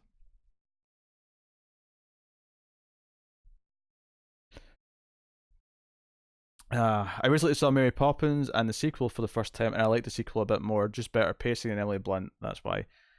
I saw Mary Poppins when I was a kid, but,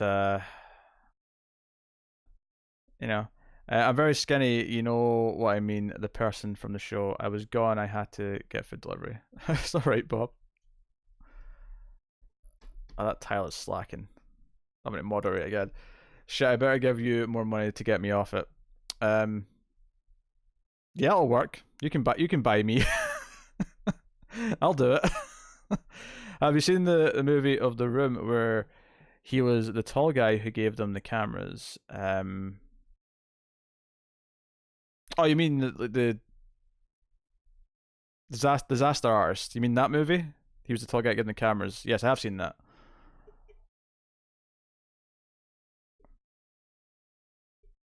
I like Emily Blunt well enough. I don't think she's been in a ton of movies that I love, but I like her whenever she's in one.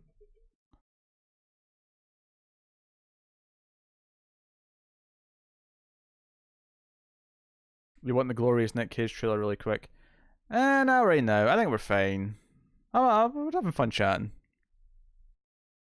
Well, that trailer's built up a bit. I know we didn't do any trailers last week either, but if we're flowing well enough, I don't feel the need to like stick to the regime.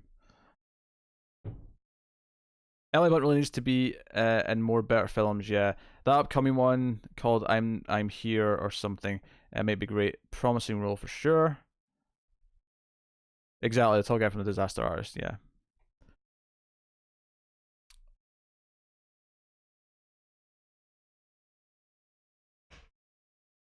Um, your sister sister, your sister sister is a good blunt indie film. Uh, as is My Summer of Love. Yeah, I've not seen either one of those. Can we do box office before the end of the stream? We can, Cindy. We'll do box office so we can make guesses. I know everyone likes me guessing and getting it wrong.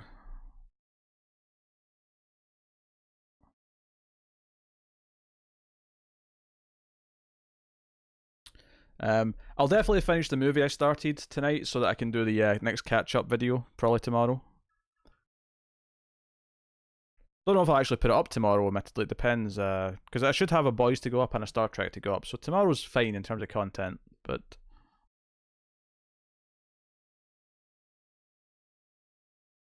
I overshot Scary Stories. I think I said 30 million. Well, we'll save it for box office. We'll check. We'll check before we finish.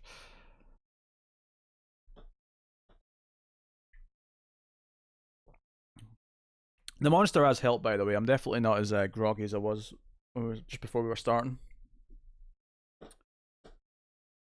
Because I have to edit streams after this, baby. And then I have to record with that ginger. Have to skim through the Boys finale and the last Star Trek that I watched because it was almost a week ago now. I'm up for a box office. I got a Wendy's burger and some Coke and some fries here, along with my Focal. I feel like that's a speech to text mishap. That word. And what you have is a late 90s Luke Cage and say, boy, like flavor. The last half of that I don't understand, but enjoy your Wendy's burger. And I've never had a Wendy's burger, so I have no idea the quality of such a burger.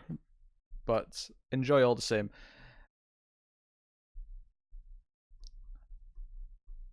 You're the best around.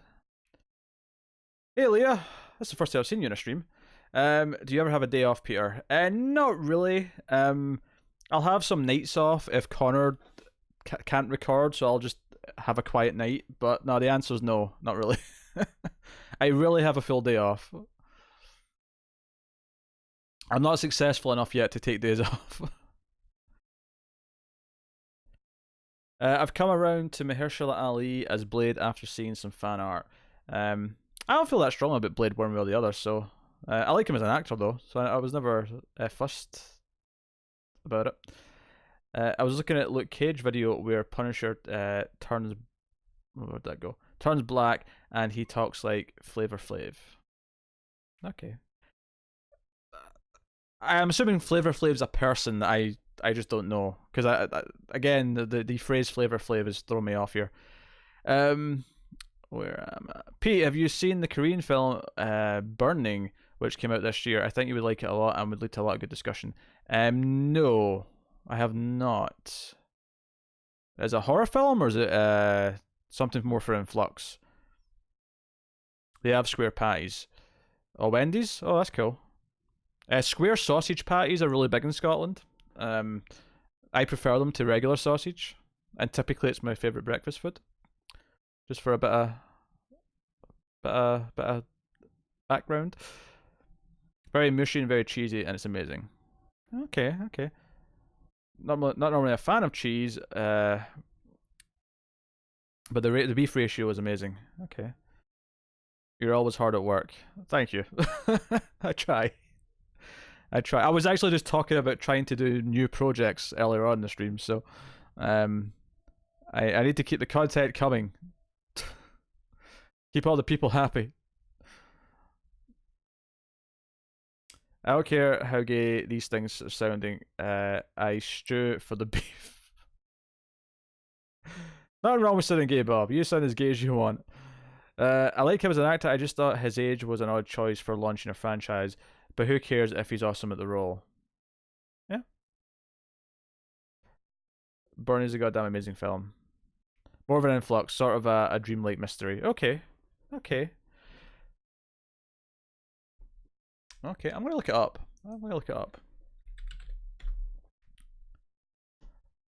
Oh, thanks, Leah.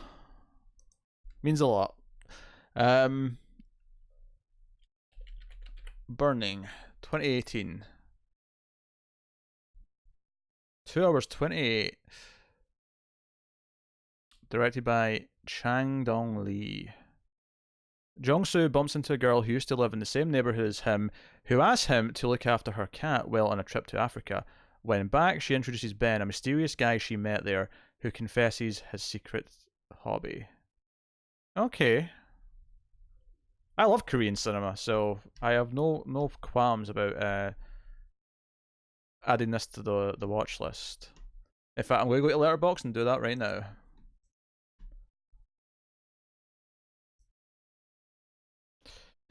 I feel like watching a girl walks home alone at night soonish. That is a gorgeous looking movie. Flavor Flav it still sounds silly to say, was a member of the hip hop group Public Enemy, but is just as famous these days for his time as a crappy reality TV shows. Okay.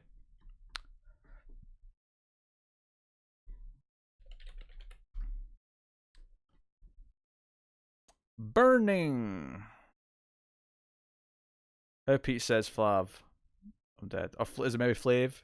Flavor Flav?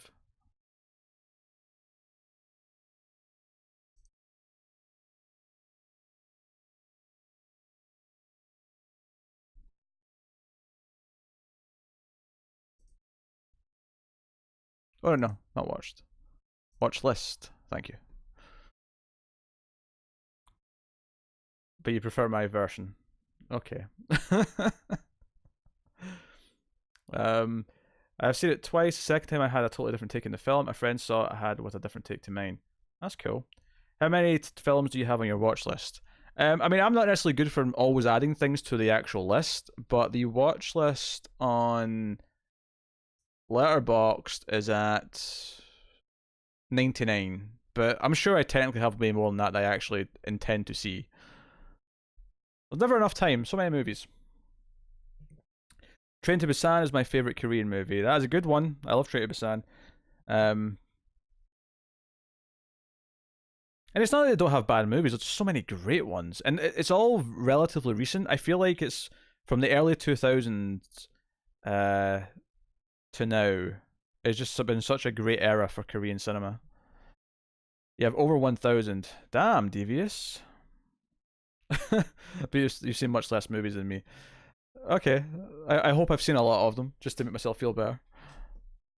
I'm also not very good at adding things to the list. Like sometimes, like something like Burning, I will forget that movie, which is why I'm adding it to the list to make sure I can see it and go, oh hey, I remember that's a thing. I'm trying to watch at least a couple of movies a week that aren't for shows, just to keep my movie A, because I like seeing more movies, but just B, just so that I'm more knowledgeable and I'm trying different things because every movie I watch makes me a better like reviewer or a better critic or whatever you want to call it.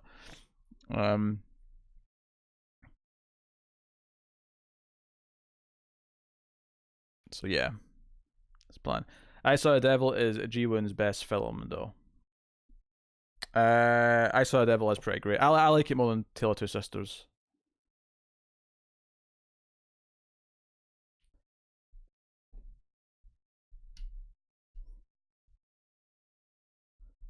No, I have a very interesting mix of movies in here.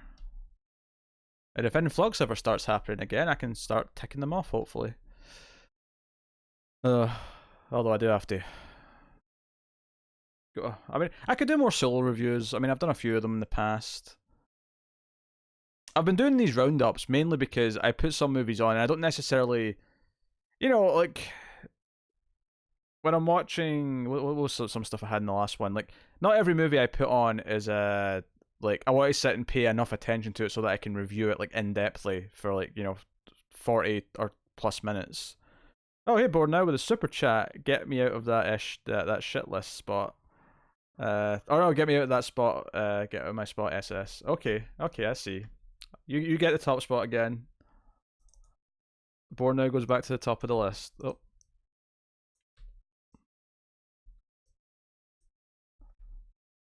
Okay. My mouse was acting funny. I'm just going to do this. There you go. Alright, back to the top of the list. As bored now. Thank you very much.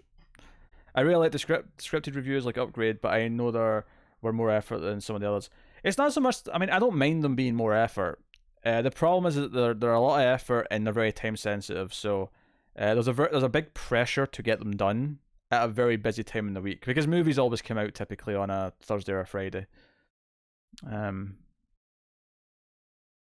they didn't actually do like any better than the other stuff we do.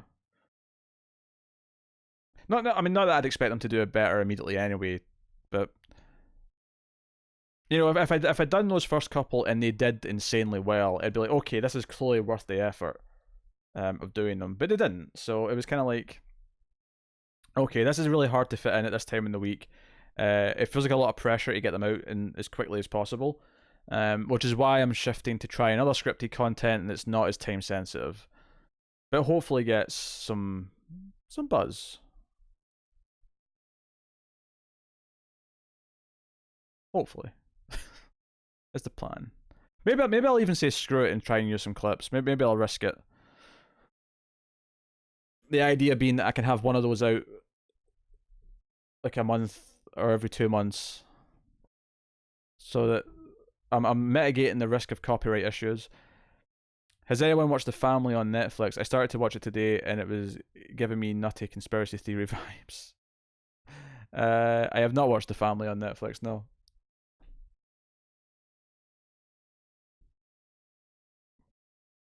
Firefly, stop pushing things off the table. He's been a little menace again. That darn cat.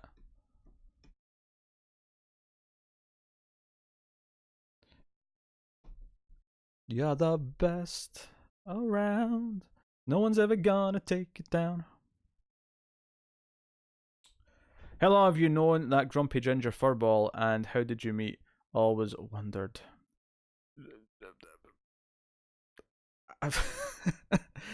I'm actually not completely sure if you mean Connor or Firefly right now. The question makes more sense for Connor, but the description of furball certainly makes me think I'm a cat more. Assuming you mean Connor, I met him online in a Facebook group, as I did with most of the others. We have met in person, but that wasn't first. As for how long, maybe 5 years now I've known him. Yeah, I think 5 years. Damn, that was a while ago now, actually. I didn't realize it'd been that long since we'd met in person. Time flies.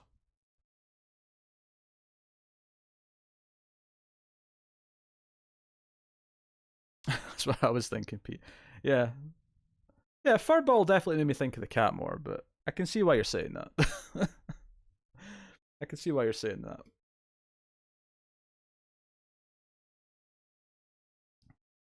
Oh,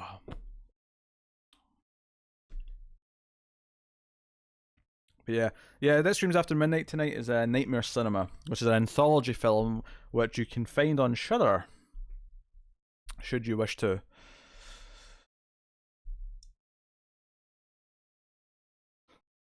Got a minute, you knows.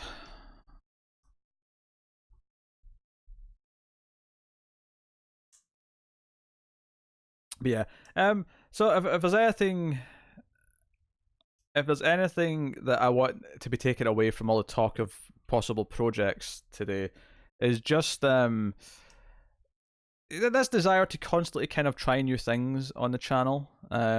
Not with sacrificing other things, because there's definitely been other stuff that's that's fallen away. We stopped doing television for the multiverse. We stopped doing elsewhere in the multiverse because there were such time sinks and they took so much time to do for very little return. And it was clear the time was better spent elsewhere. And Connor's time is opening up for just to stick with the TV shows for the most part, and influx when there's time. But I do have time to do other things and try other projects. So right now it's the top 100, and obviously I'm doing Glow on my own for like the next week and a half or whatever it'll be. So doing my bestest. I love a good horror anthology movie. Haven't seen a decent one since Southbound. Yeah, that's probably the last good one. There's been quite a few that we've done on streams that have been like had like one good story, maybe two, and then the rest have sucked. So the whole movie just kind of feels underwhelming for the most part.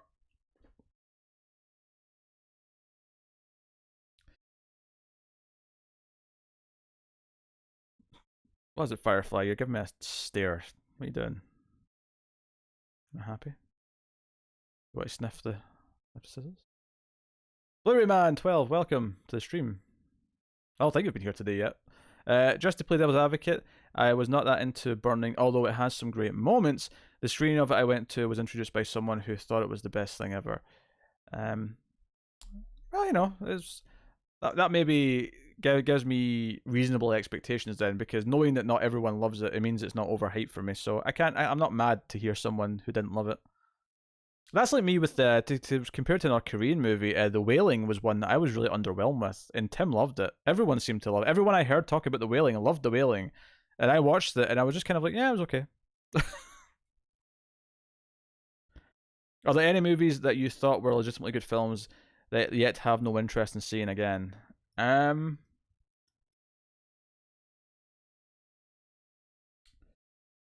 there's probably some that fall into that category. Nothing. I mean, it's hard to think of them on the spot though.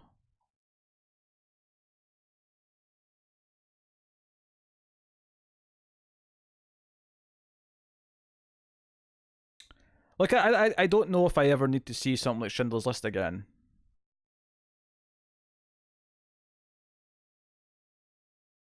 Not that I'd refuse to watch it again, but I don't. I think I own it on Blu-ray, and I've never watched the Blu-ray disc. I bought it because it's a good movie and it's an important movie, but I'm like, I've never actually watched this disc. It's just sat there for years. And maybe because it's just one of those movies. Martyrs for you. Everyone always talks about Martyrs as if it's the most extreme thing they've ever seen. It's so cute. You're a bunch of cute people. Burning in 8th Grade are my top two of this year so far. 8th Grade was a 2019 UK release, by the way. Yeah, I don't count that board now. I always count the film as its release year in its original country. I don't like this shifting things depending on what when it came out in various places. Always its original country's release date. That's my ruling. Which will be a rule should you ever have to submit a list where the release date matters of a movie. Just FYI. I kind of want you to watch Future 38. It's different but really funny. I have never heard of Future 38. I am going to go look it up. Martyrs disturb you the most? Or disturb you more, rather. Future 38. Let's have a look. 2017. Oh, it's a recent movie. 2017. Betty Gilpin's in it. And Nick Westrate. Oh, pardon me. Screwball comedy set in the far future of 2018. Oh, that's pretty funny. It's a 1938 screwball comedy set in the far future of 2018. Okay. Interesting. I always like when they do that. Like I love like I think like Turbo Kid, it comes up saying like set in the distant future of like 1997 or something like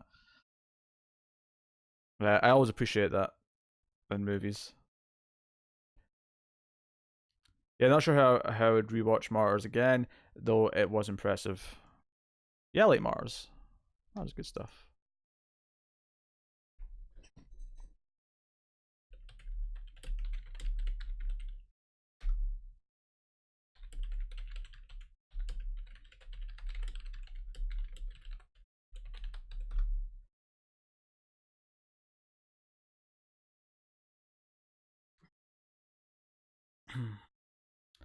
That could be good. I think Gilpin has the style for a screwball comedy. Yeah, she's really good in Glow. I never really, at least I don't think I'd seen her anything before Glow. I didn't recognize it from anything else. It's entirely possible she was popping up in things and I never noticed her though.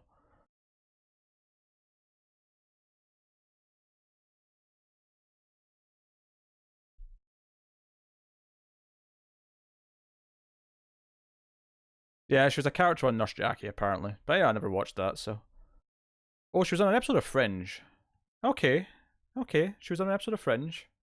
So I did see her somewhere before, but uh, it's one of those things though that I wouldn't have recognised at the time. But now when I rewatch Fringe, she's going to pop up and I'm going to be like, "Holy shit!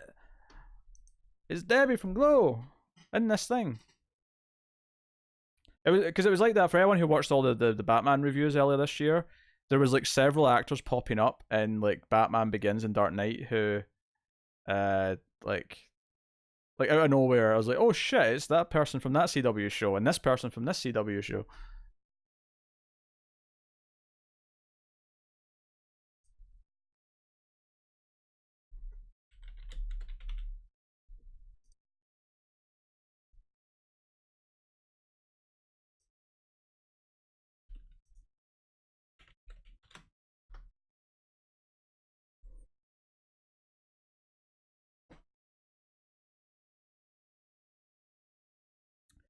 Do do do.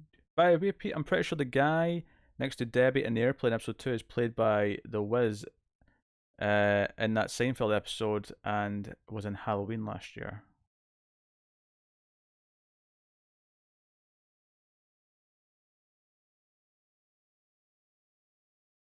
Interesting.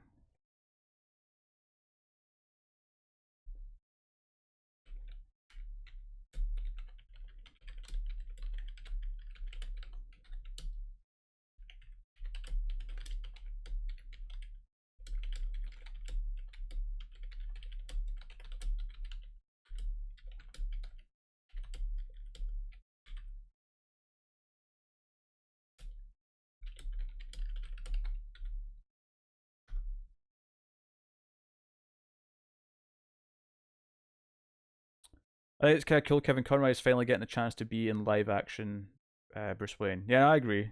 That's a really neat homage to like the history of DC stuff. He's been such a big part of it, like for decades now at this point. Betty Gilpin tried to blow Shadow Moon on his wife's graves for the first episode of American Gods. Okay.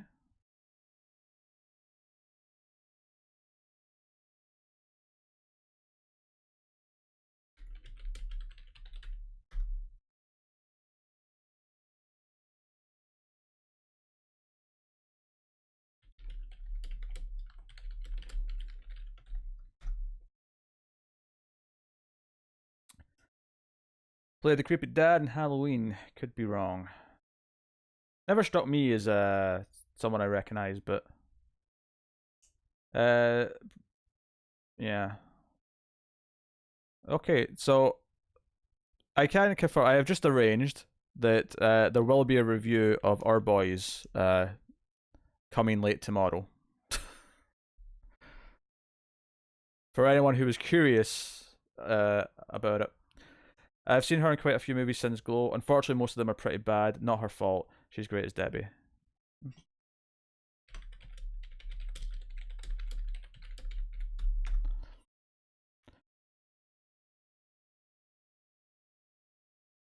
Come on, that was a memorable scene that I know you saw, Pete. He tried to blow Shadow Moon on his wife's grave. Um, I, I guess I care. I don't remember that scene. I'm gonna be honest. Not with the ginger, Tyler. Tara's jumping in for this. This is more Tara's speed. This show. I feel like Tara's going to be the HBO miniseries person. She seems more interested in them than Connor typically does. I wish I liked American Gods more, but I just wasn't super into it.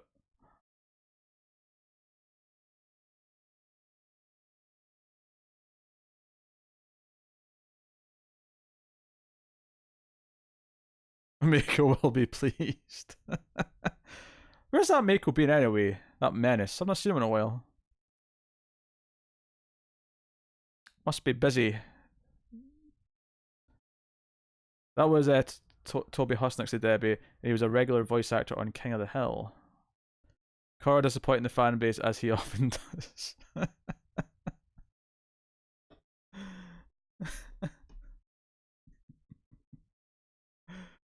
Oh dear.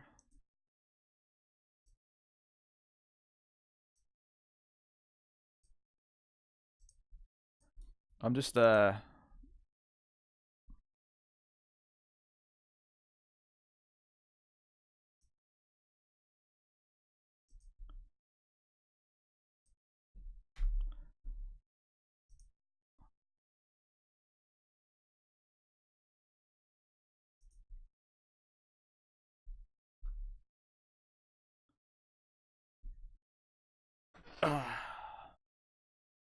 oops. Alright, we should do box office, shouldn't we?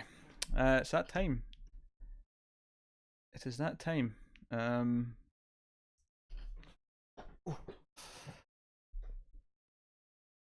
Movies, box office mojo, baby. Weekend actuals. Oh, there's my out of gas notes for Firefly.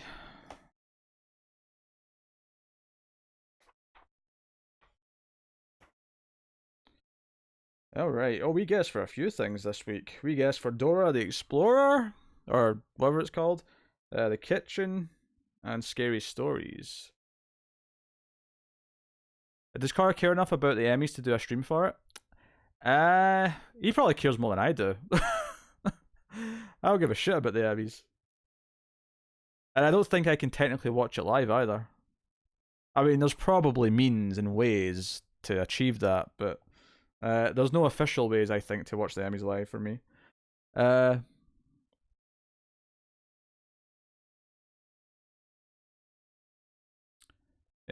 I like the idea of doing more streams where it's like reacting to something that's going on live, but there's not a lot of things I care about. I don't know if you guys would care if I did it for like wrestling events. Probably not. And I couldn't show that on the screen for sure. Not that I could do that with the Emmys either. Games are kind of a weird thing where you're allowed to show that stuff if you want. Love the Firefly reviews. I'm glad, Leah. I'm sorry they've been every other week as opposed to weekly recently. It's just been kind of the schedule. And then Connor being sick this past week. When are the Emmys? Oh, the Emmys aren't for a while, right? It's end of September. Does Connor care enough about anything to do a stream about it? It's a good question. It's a good question board now. Alright, so number one was Fast and the Furious presents Hobbs and Shaw in its second weekend with 25.2 million, which does put a damper on one of my guesses coming next. Number two was Scary Stories to Tell in the Dark with 20.9 million. I guessed 21 million, so I'm taking a point for that. That is like almost bang on. I am less than $100,000 away from being accurate on that. That is one of my best guesses. Next up, number three was The Lion King with 20.2 million, which I did not guess for. Number 4 was Dora and the Lost City of Gold at 17.4 million. This is the one I got very wrong because I said 32 million. I thought this would do good because it's a kids thing, and clearly it did not. And then we had number 5, Once Upon a Time in Hollywood with 11.6 million. Yeah, number 6, The Art of Racing in the Rain with 8.1 million. Number 7 was The Kitchen, which was the other one that I guessed for. I guessed 14 million and it actually made 5.5. The Kitchen, it is fair to say, bombed. So there we go. You have Spider-Man Far From Home at number 8 with 5.2 million. Number 9 was Toy Story 4 with 4.5. And number 10 is Bring the Soul, the movie, with 2.3 million. That sounds like a Christian film to me. With the wrestling thing, you could even watch older classic shows on the network and discuss them. That would be fun. That sounds like a big time commitment. I'm not opposed to it. You're watching SummerSlam right now. Okay, William's out of wrestling ideas. Admittedly, I'm not really watching much WWE. I've kind of given up on them. But I'm excited about AEW. I've been trying to catch up with the G1, the Japanese stuff. There's so much of it though, it's really hard. I watch as a guilty pleasure sometimes, pretty much always shit, but I still watch them oftentimes. Oh, not seen SummerSlam yet, William, but probably will at some point. Yeah, shame because The Kitchen looks promising. Yeah, not for me, but yes, that's where we're at in terms of things. If I look at what's coming up this coming week, Angry Birds the Movie 2 is out on Wednesday, and then on Friday we have 47 Meters Down Uncaged, and we have the comedy Good Boys, which is the ones that we'll guess for, I think. There's some other new releases, but I think we'll keep it limited to those 3. So, Angry Birds, 47 Meters Down, and Good Boys.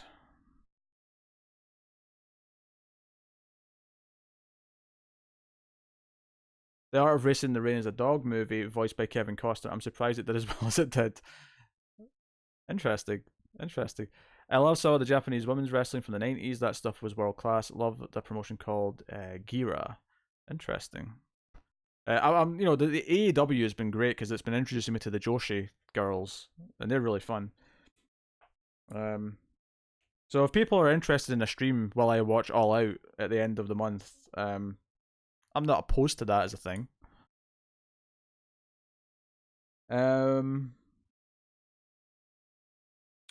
Okay, so we're making guesses. Angry Birds, 47 Meters Down 2, and Good Boys. I am going to say for Angry Birds,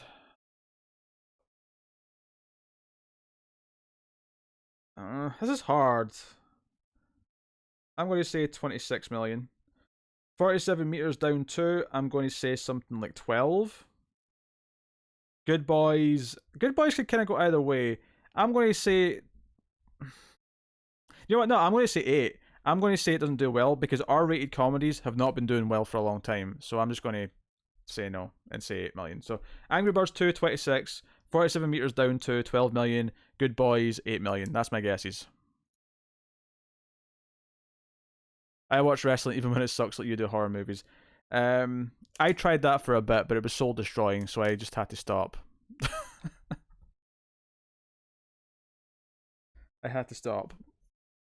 I just didn't want to anymore. I mean, I can't watch the weekly shows. Try even when I liked the pay-per-views from WWE, watching Raw every week was just a miserable experience.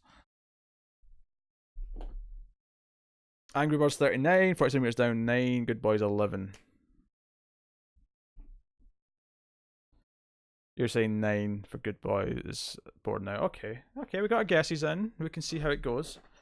Note them down so you can see how you did next week. Always fun. I'm just looking at what's coming the next couple of weeks. Quiet week after.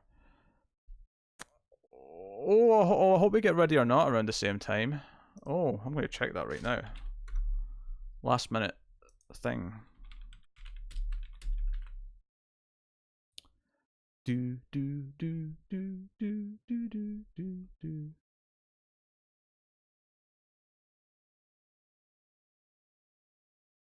No!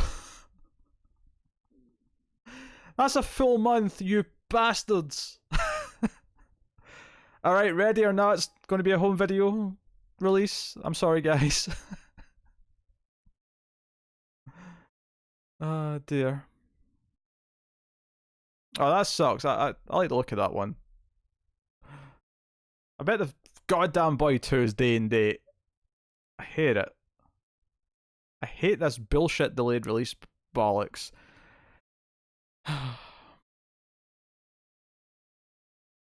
Yeah, stream's wrapping up soon, Tyler. Probably WWE's PPVs now is that even the B shows are like 4 hours long, which is silly. It's not even. I mean, yeah, that's a problem, but it's just the writing, it's the bad booking, it's whatever. Which one is ready or not? It's the one where it's like the woman from The Babysitter is like the new bride, but the family try hunting her in a game of hide and seek. It looks like a blast. The trailer looks good. Boy 2 wins. What?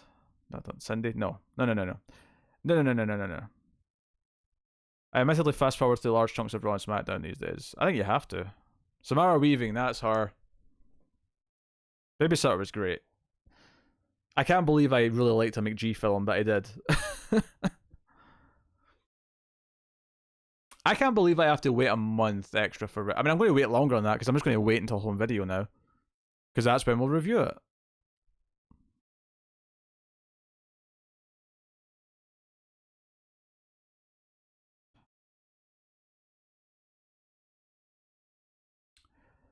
I'm getting hungry again. These streams always make me hungry.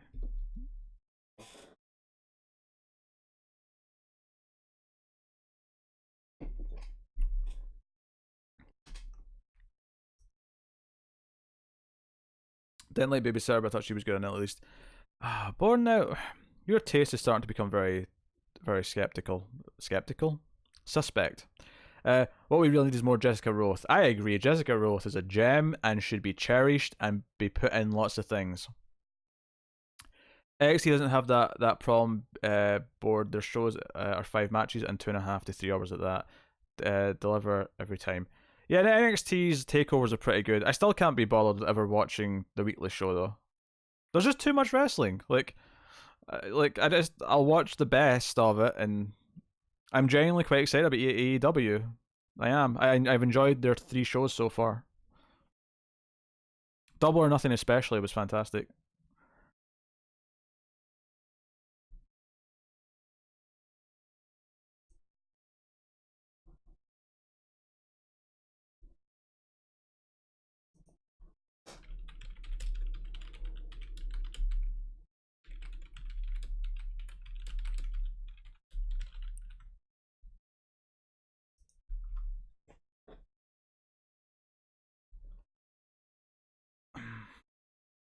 I had a blast with that movie. I'm not accepting this.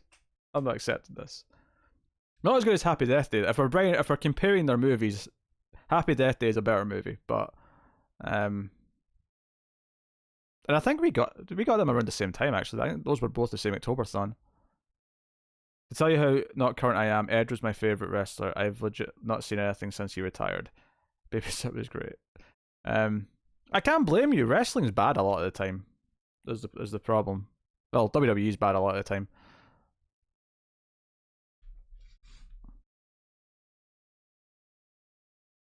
It's the only thing I watch with any kind of live quality to it. Everything else is just whenever.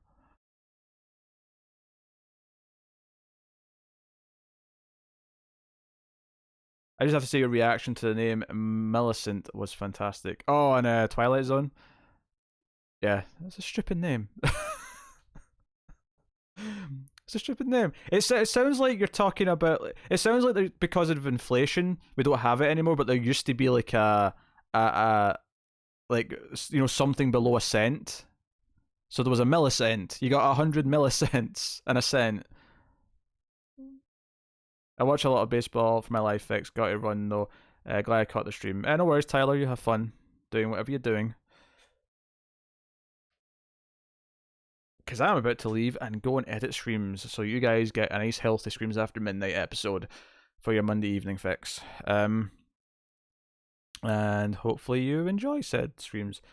And remember, if we hit 250 on Patreon, Streams After Midnight will become a reality. And it'll stay a reality as long as we stay above that amount. Because the thing is that technically with Firefly, we should have stopped doing that when we dropped below 200. And we've went above and below 200 a couple of times. But we started it, so we'll just kept doing it. There's no point in being petty with it. But for the live stream, it will very much be as long as we're above it, we'll keep doing it. And if we're below it, we won't. I do like Happy Death Day. Surprised we're not getting a part 3 considering 2 did solid business. And the director clearly had plans for a third film.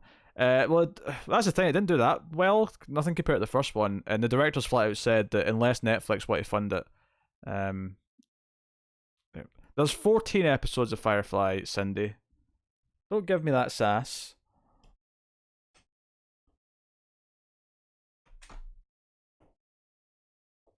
What are you looking at, Firefly?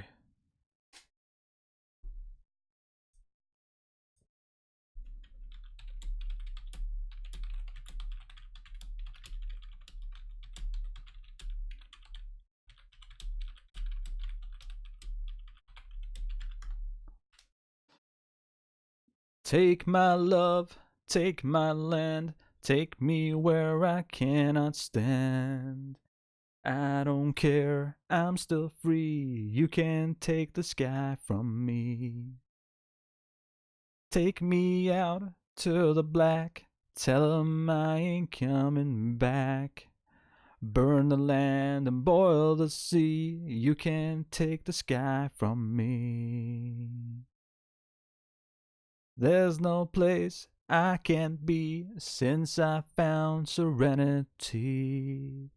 You can take the sky from me. Dun dun dun dun dun dun. Yeah, I'm not sorry. I'm not even a little bit sorry about that. Isn't the next review Peter's favorite episode? We watched it at the weekend. It is indeed. And assuming Connor makes it to enough recording sessions tonight and tomorrow, you'll have it on Patreon on Wednesday. What is it, Firefly? I know, I'm running long on the stream. I'm like 10 minutes over or so now. I'm having fun hanging out with these people for some reason. I don't know, it's weird. If I'm able to save up $100 for you to review a Tyler Perry movie, will it count towards the stream? It'll count for that 1 month, yeah. So if it puts us over 250 for that month, you'll get one stream the following month. Because obviously it'll count after the payments happened. So you'll get one for that month. Assuming it goes over 250. I don't know if it would right now. You should have ended there with the song. That should be your new thing, ending the stream with that song. But Born Now, I'm telling you what the director said. The director said there's no plans for a third one because it just didn't make enough. They're not interested in funding it. The fact that you think that's enough is irrelevant to them. They don't think it's enough. It's a fraction of what the first one made, I think, because the first one made way over 100, I'm sure.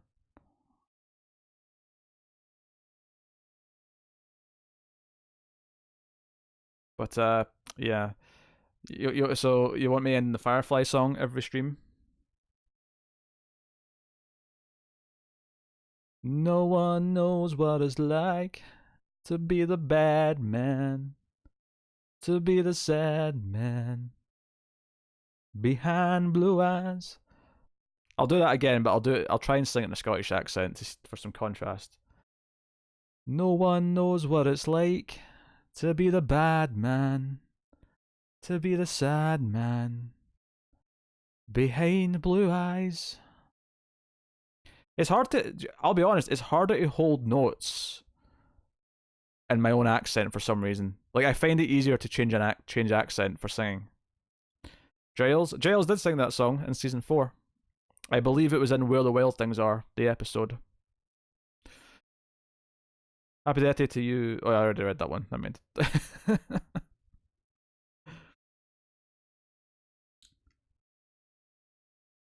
Exactly, and the stream is end the stream in a song every time. I'm going to run out of songs that I know the lyrics to. I don't know the lyrics to a lot of songs.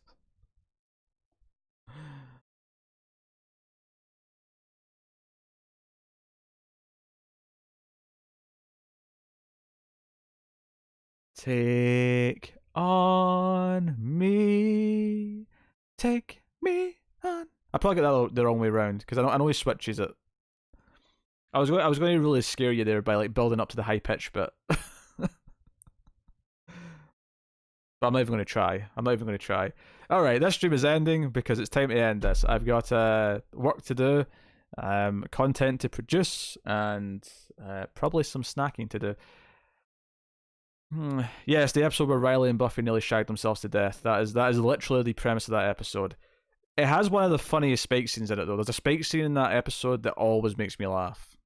It's a scene where he's basically given this speech about why he's going to help them, and he sort of says, now I know I don't like you, and I know that I hate your guts, and every time we get together something bad happens, and he basically lists a lot of reasons why he shouldn't help them fight the demon, and then when he gets to the end of the list he just goes, "But you know what, that's pretty convincing," and then he just walks away.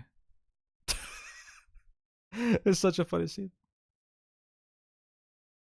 I love it. Anyway, that has been the stream. That has been the stream. So thank you very much for joining me. I will see you guys next time. Sometime this week there'll be a late stream. Maybe there'll be another game stream sometime this week as well. I'll see if I can fit it in. But thank you kindly, and I will see you guys. So it's a pleasure.